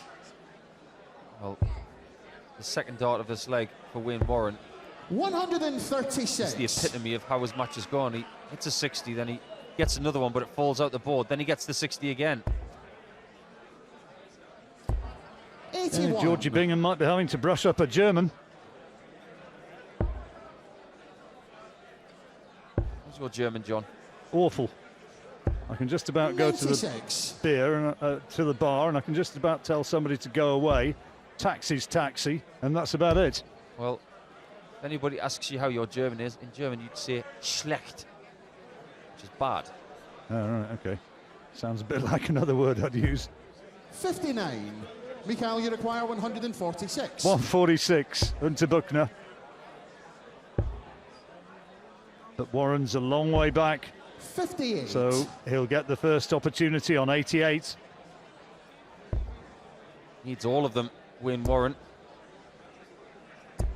125. That's okay. Now he's got to rely Michael on mistakes, Uruguayer, but that's been the 88. tail of the tape. We'll see.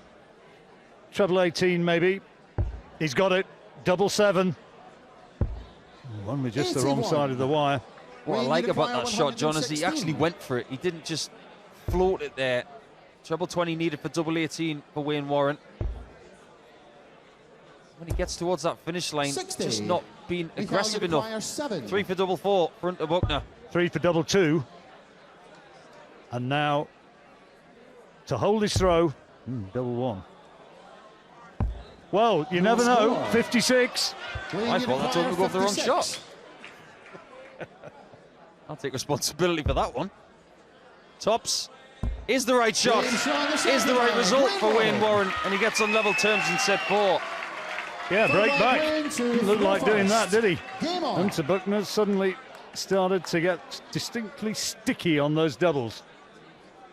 Well, in the last 12 months, I've watched a few games of his, and he has come out the traps and let people back in. So is that 60. going to happen again? I get the feeling if that was to happen and Wayne Warren was to take a couple of sets, that Lisa would be screaming the roof off this place. It'd be Wayne Lazarus Warren if he came back from 57. here, I think.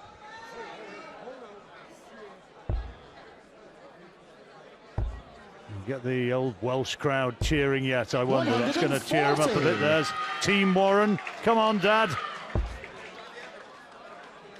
Welsh starters in a very good place at the minute. Wayne, one of the best players in Wales, 100. along with the likes of Johnny Clayton from Pembrokeshire, Gerwin. Jesse Price. Mark Webster isn't done with yet. 24. Jamie Lewis, of course, as well. Fabulous player. One of only 2 left-handers to have won the world title. Will 140. Wayne advance, and we've got another all Welsh clash tonight as well. Jim Williams and Dean Reynolds. Well said. That's Great hard. mates, aren't they? You could say it's hard to pick, but Jim Williams, after his display, you've got to think he's favourite. 99. Yeah, he didn't have an easy progress, did he? Jim Williams came through against Roger Janssen. 140. Real 140. It's a pressure. Warren in this leg. This is his throw. He's expected to win it. 60 leaves double 19.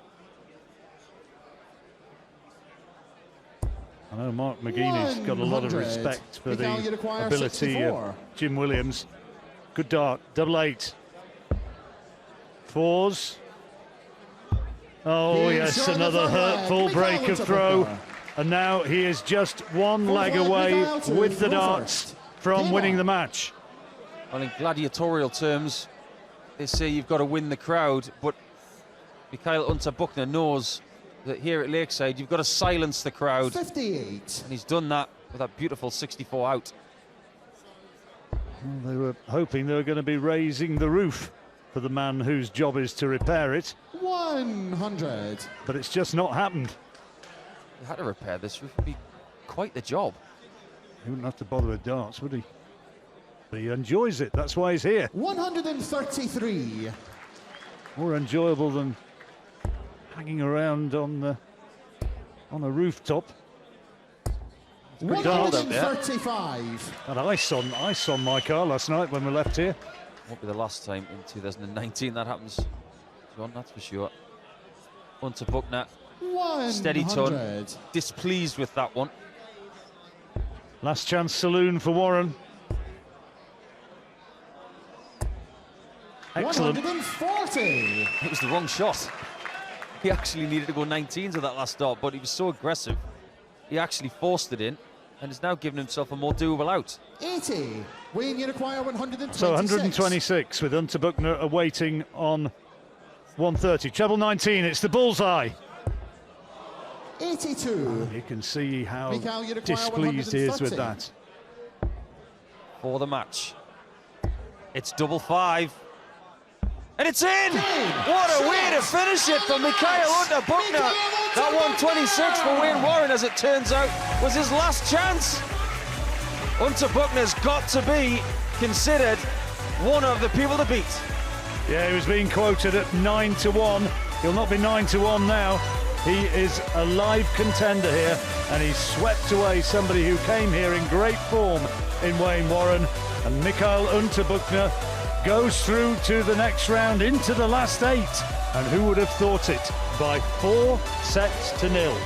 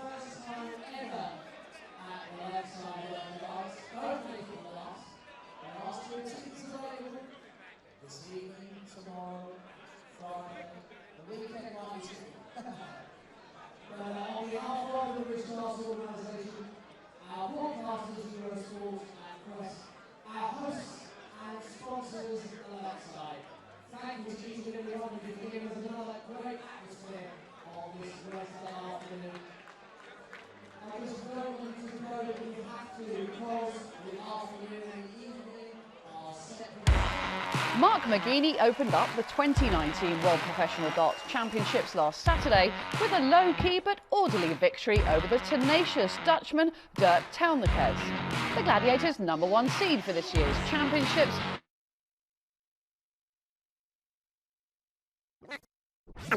Missed, he took out the finishes, and then he beat me. He won the tournament. But you know, fair play to him. He's a great player. Good.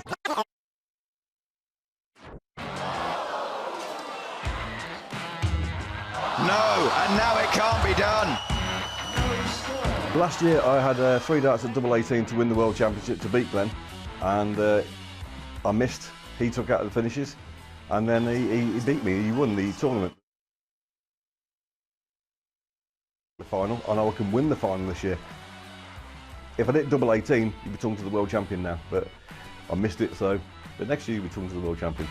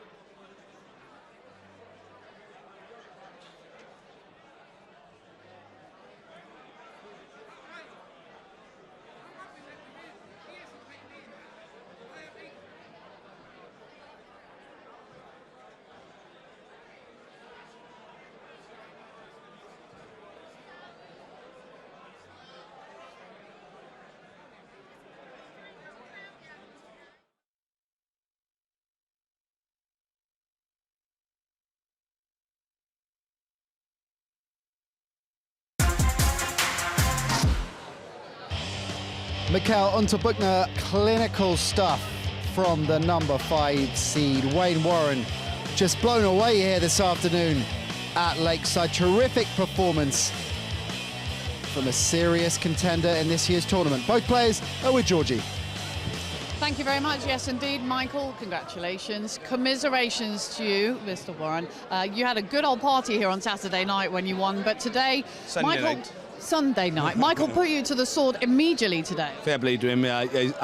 His finishing was unbelievable. I mean, you hit me at the right time, and I couldn't counteract it. And I tried my best. I've always said if I don't do my best up here, it's not worth bothering. And I done what I did today. And I got to be honest, he's a good boy, Michael. He's no mug. He's no mug. I would think quite a lot of people would agree with you. We will see you back here, though, again, when you'll probably be supporting those two of the Welsh boys going up against you this afternoon. Well, yeah, Dean and Jim are playing tonight. Yeah, along about, and obviously I'll support them or whatever, which one, and we got another boy, Conan, but I'm a bit disappointed at the moment because I know I can play better than that, but it's just, you can only play under the pressure you're playing, and the guy put me under pressure, fair play to him, and he deserved what he got. Simple well, as. We will see you soon, and we'll see you back here again playing soon. Thank you very much. Thank you. Thank you. Thank you. Mikkel, congratulations. You did not give an inch today. Are you happy with how you played? Yes, I'm very happy. It's better from my first game, and I'm very happy about that. How important do you think is you succeeding here to darts, to Germany darts back at home?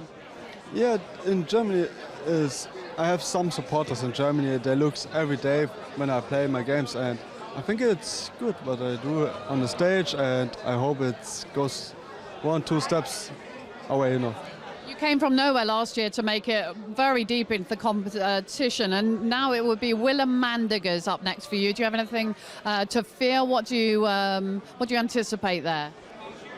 Yes, Willem is a great player, so I see him on the video circuit every time, and he can play very well, and I hope I can do this again with today. And well, listen, congratulations, and we'll see you in the next round. Thank you very much.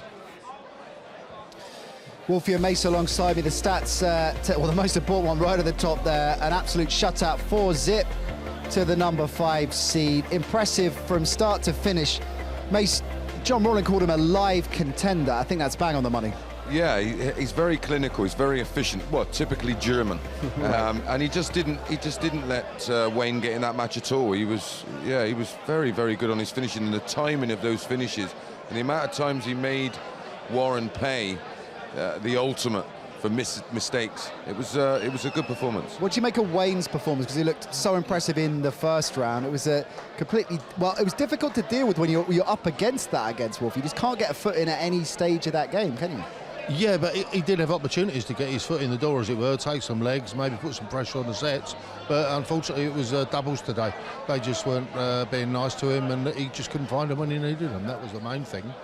Mikkel did it in style. Let's have another look at this finish, Mace. This is how you do it, right? Yeah, this is how you want to wrap it up. First opportunity to get the match done. This is how you like to do it, to just get rid of it. You don't want to start worrying about the winning line and then start to miss doubles, because throughout the match, his finishing was superb, as we've seen, and that was the main difference between the two. Warren had countless opportunities, and he never put him under pressure. So he gave him a lot of freedom, and you could see one was relaxed, and everything that Warren was doing was tight. Last year, as we heard from Georgie when she was chatting to him then, we didn't know that much about him.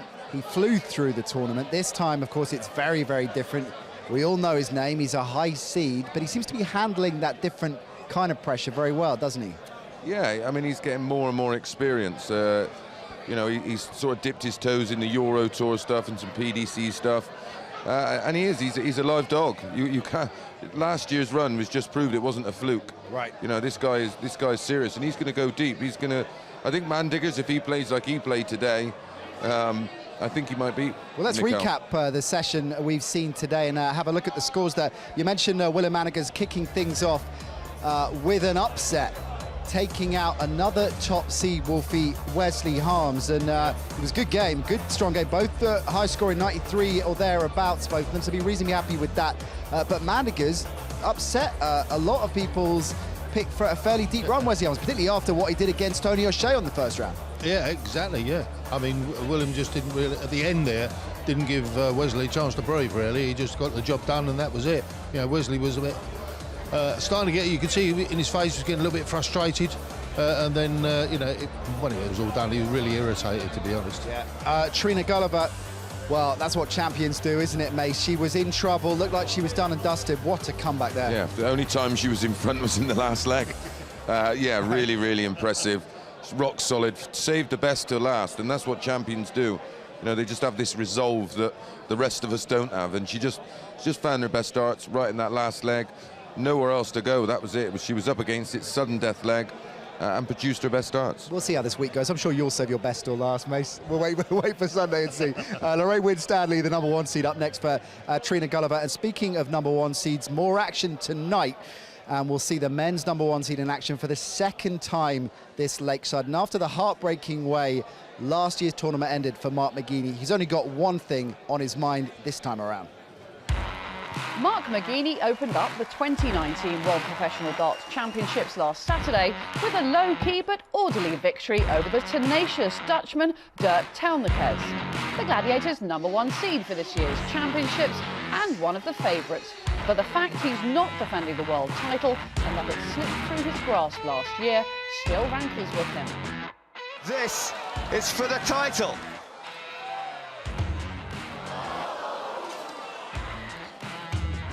No, and now it can't be done. Last year I had 3 darts at double 18 to win the World Championship to beat Glenn, and I missed. He took out the finishes, and then he beat me. He won the tournament. But you know, fair play to him. He's a great player, good friend of mine, and deserved the world title. But he's not getting it this year. A rematch with Duzza is high on McGeaney's wish list this time around. But he's also well aware there are plenty of dangerous opponents along any pathway to the final, and one in particular stands out. They're all good players, but I think the best player in the world at the moment, the way he's been playing all season, is a guy called Jim Williams from Wales. He's been playing fantastic darts. He's risen up to #3 in the world, so he's the man to watch out for. Although originally from Coventry, Mark has made his home in Stockport, where he plays his grassroots matches with another BDO legend in Edgeley, in the shadow of Stockport County's football stadium.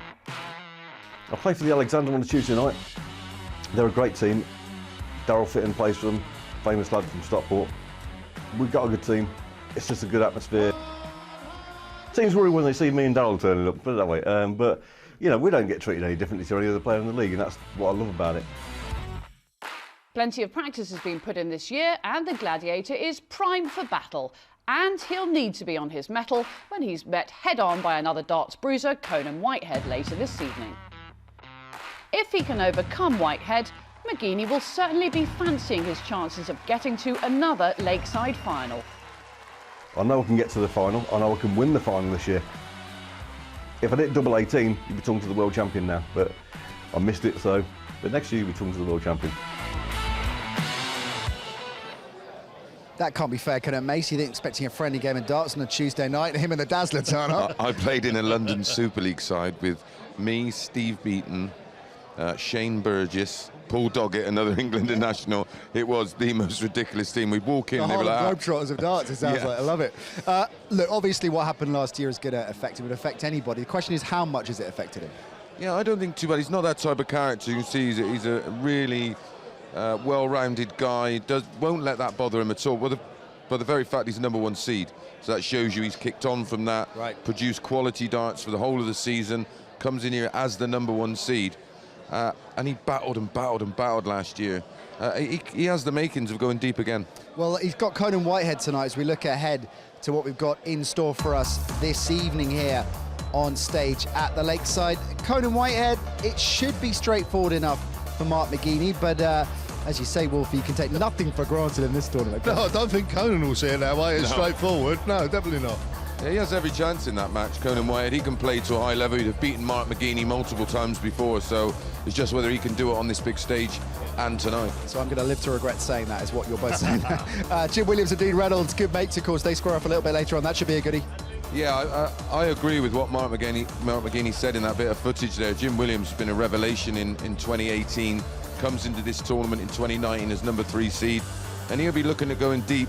Dean Reynolds has been struggling the last few months with a bit of form, but the match of the night for me is Veenstra against Scott Waits. Well, let's talk about that, because at the very opening of this tournament, on this very stage, Paul Nicholson, part of our crew this week, singled out Veenstra when I asked him, give us a contender outside of Glendoran that you think could have a deep run. Didn't flinch. That was the name he gave. Yeah, and I can see why. Totally see why. He's got previous here. We know he can play at a high level.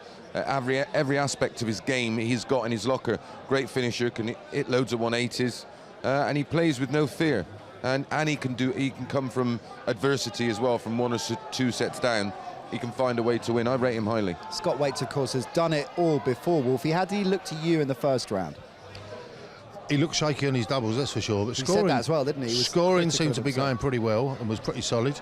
But he said himself in his interview that, you know, I've got to sort my doubles out, because, you know, if I keep missing them, I'm not going to be going anywhere apart from home. Yeah, Waits was one of my picks to win the tournament. All right. I fancied him strong, and I still do. I think he'd have had enough time between now and then. First round, everybody's got first round nerves, the EBGBs. Nice, you got that before we. But if he can finish as well as he scored, he's another one. He's a live dog. I expect to see some EBGB t-shirts in the house in the next 24 hours. Otherwise, we'll be very disappointed, as will most. Terrific stuff, fellas. Many thanks indeed. Fine afternoon of darts then here at the Lakeside, but there is plenty more where that came from. We'll see you at 7 o'clock on Eurosport for the evening session. Bye for now.